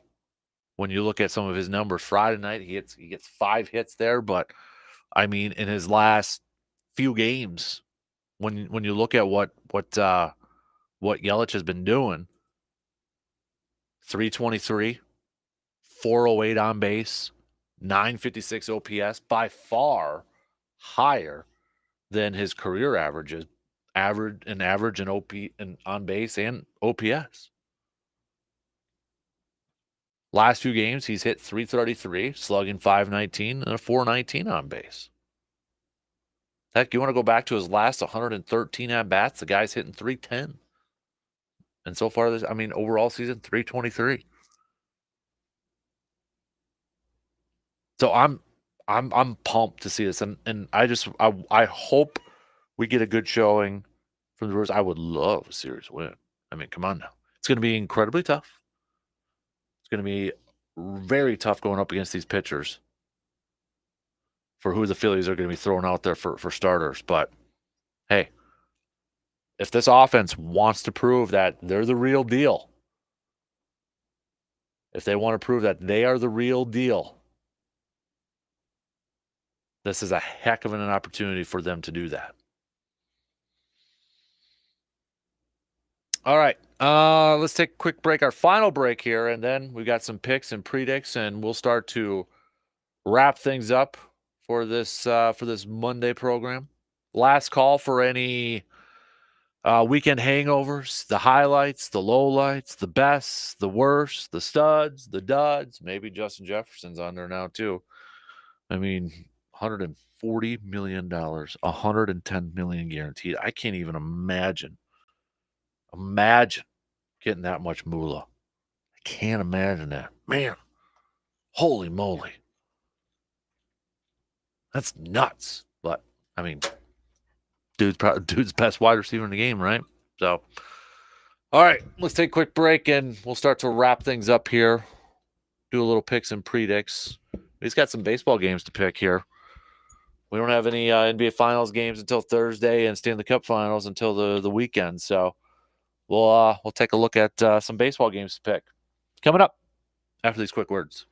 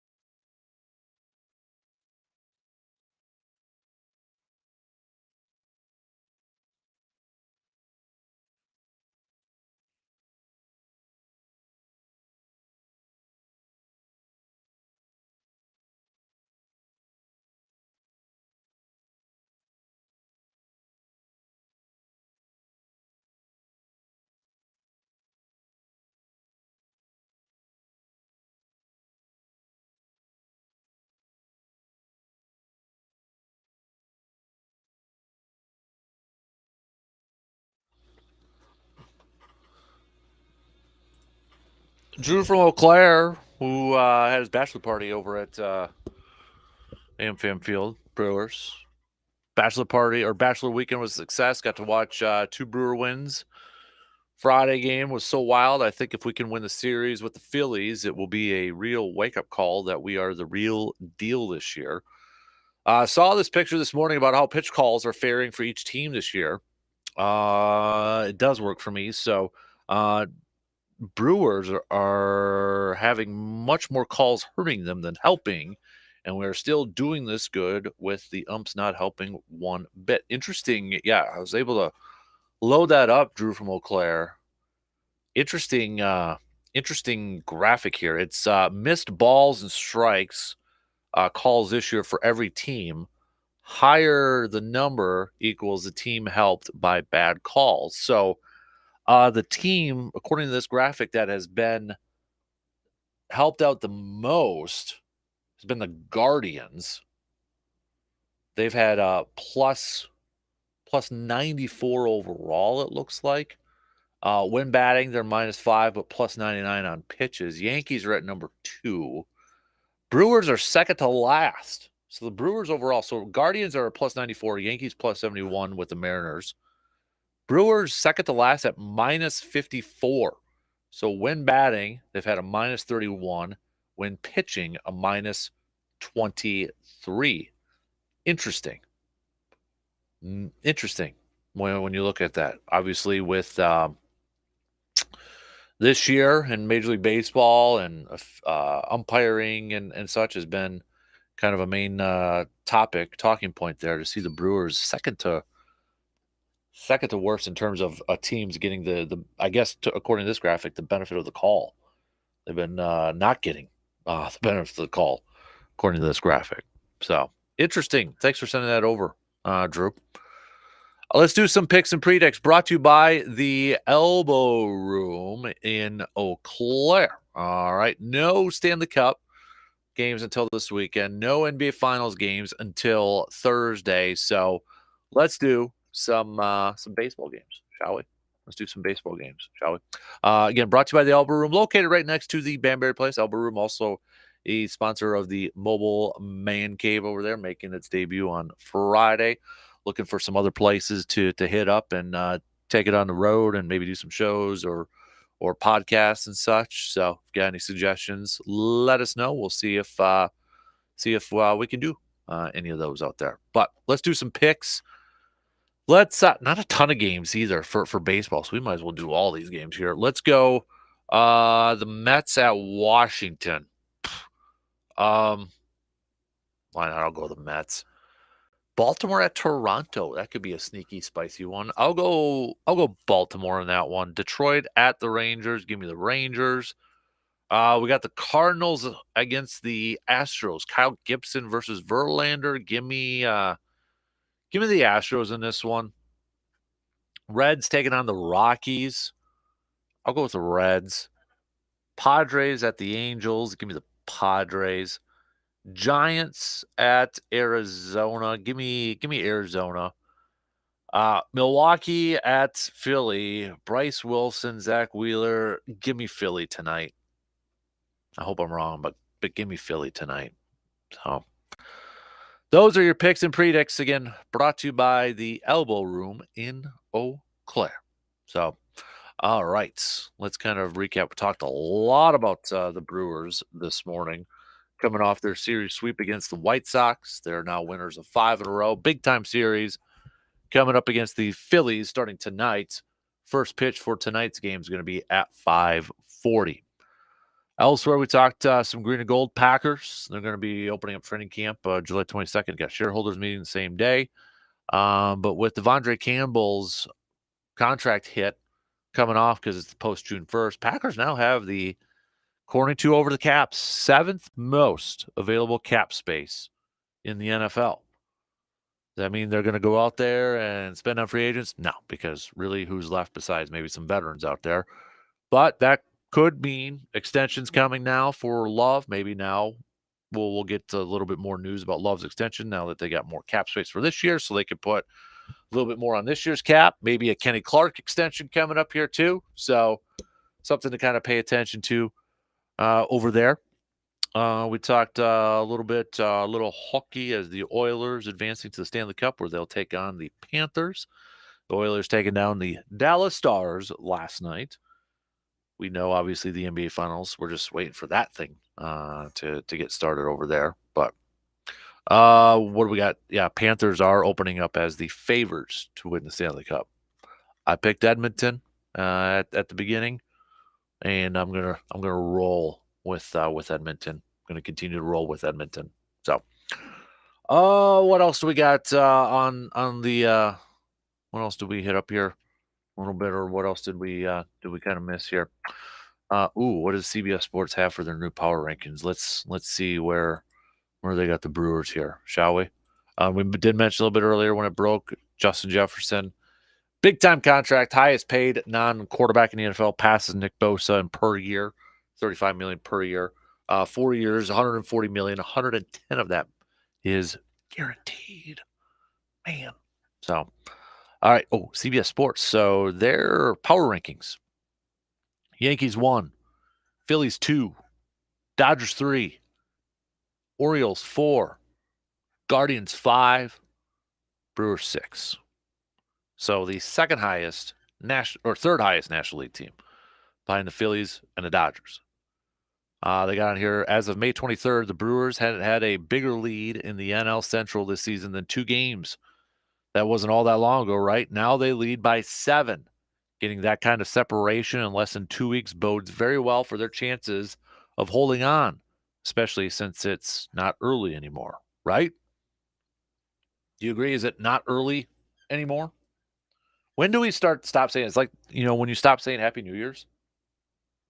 When do you stop saying it's not early anymore when it comes to the baseball season? We're about what? 36, 37% of the way through the season. Is it the halfway mark? Is it now? Was it after the first quarter of the season? Was it the Memorial Day benchmark? When do you kind of stop saying it's still early? Might be a good podcast topic. I might have to hit that one up. So, MLB.com, by the way, their power rankings. So this was from yesterday. Phillies number 1, Yankees number 2, Guardians number 3, Dodgers number 4, Baltimore number 5, Brewers number 6. So same teams over there. Same teams. Just kind of mixed around a little bit. Careful, the Brewers might just pull away in the NL Central, they say. They're now 7 games up on the Cardinals, 7.5 games up on the Cubs, 9 up on the Pirates, if you're still counting. The Crew won the division last year, but didn't have a lead this big until late September. And they didn't have one this big in 2021 either until August. Huh. Interesting. We also, speaking of the Brewers, by the way, they got the Twins at number 9 here. Speaking of the Brewers, we talked a little bit about some of the comments made from Mark Anasio and Matt Arnold. They talked a little bit with the media heading into this series with the White Sox and such.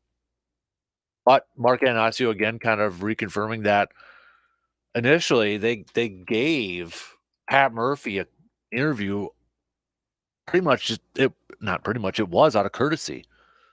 But he did so well, they gave him another one, and well, the rest is history. I thought that was kind of interesting to note on there that, yeah, it was kind of a courtesy interview that maybe initially they didn't think he was going to be the manager, which I would assume that means they're going to go outside the organization, but no.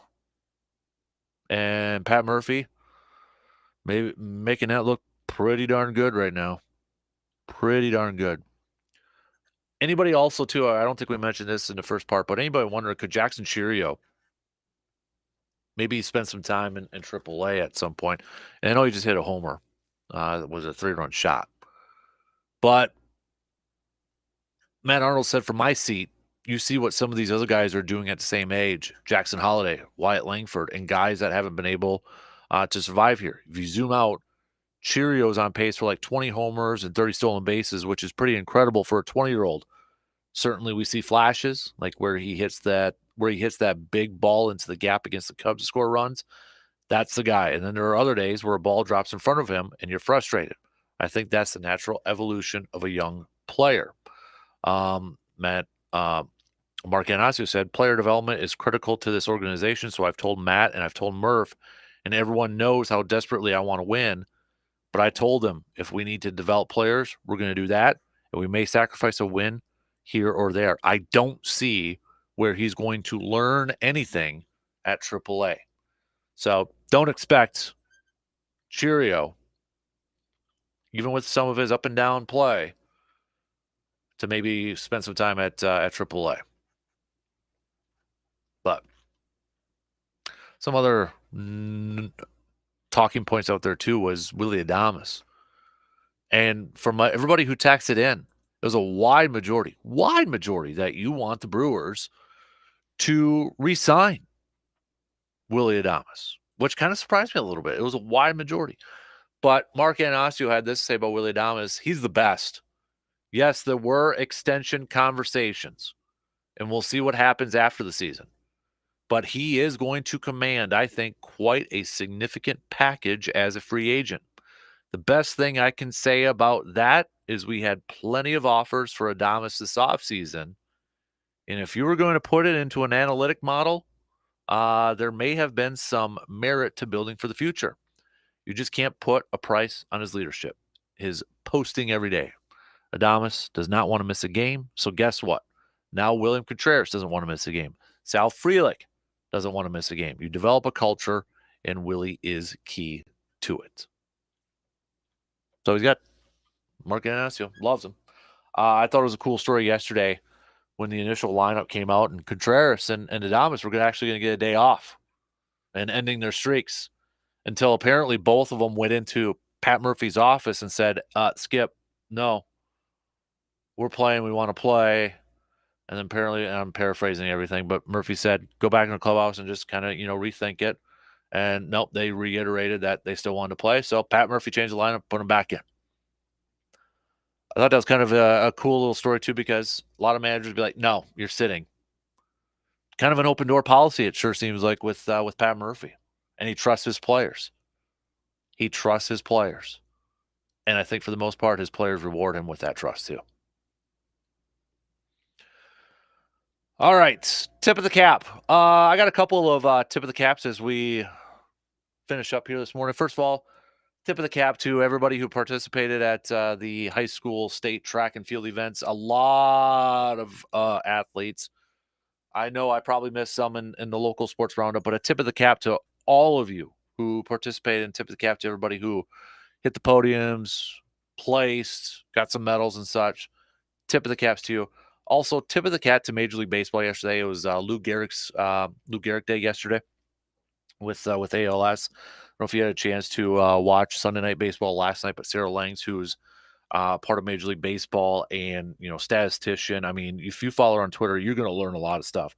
She's a young woman, but diagnosed with ALS a couple of years ago, and she was on the broadcast, and they brought her in. It was a fantastic job by Major League Baseball and for what they're doing to raise awareness too for ALS. So tip of the cap to Major League Baseball for that too. So coming up tomorrow, Tuesday, right? We'll catch up with RJ Cardinal. We also have our Eau Claire Express updates shortly past 8:00.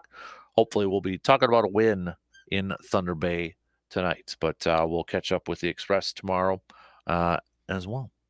Also, Grind My Gears Tuesday. Think about what's grinding your gears and let us know. Have a good rest of your Monday. DP and the Danettes, they're up next. We'll be back at it again tomorrow morning, just past 6 a.m. Talk to you then.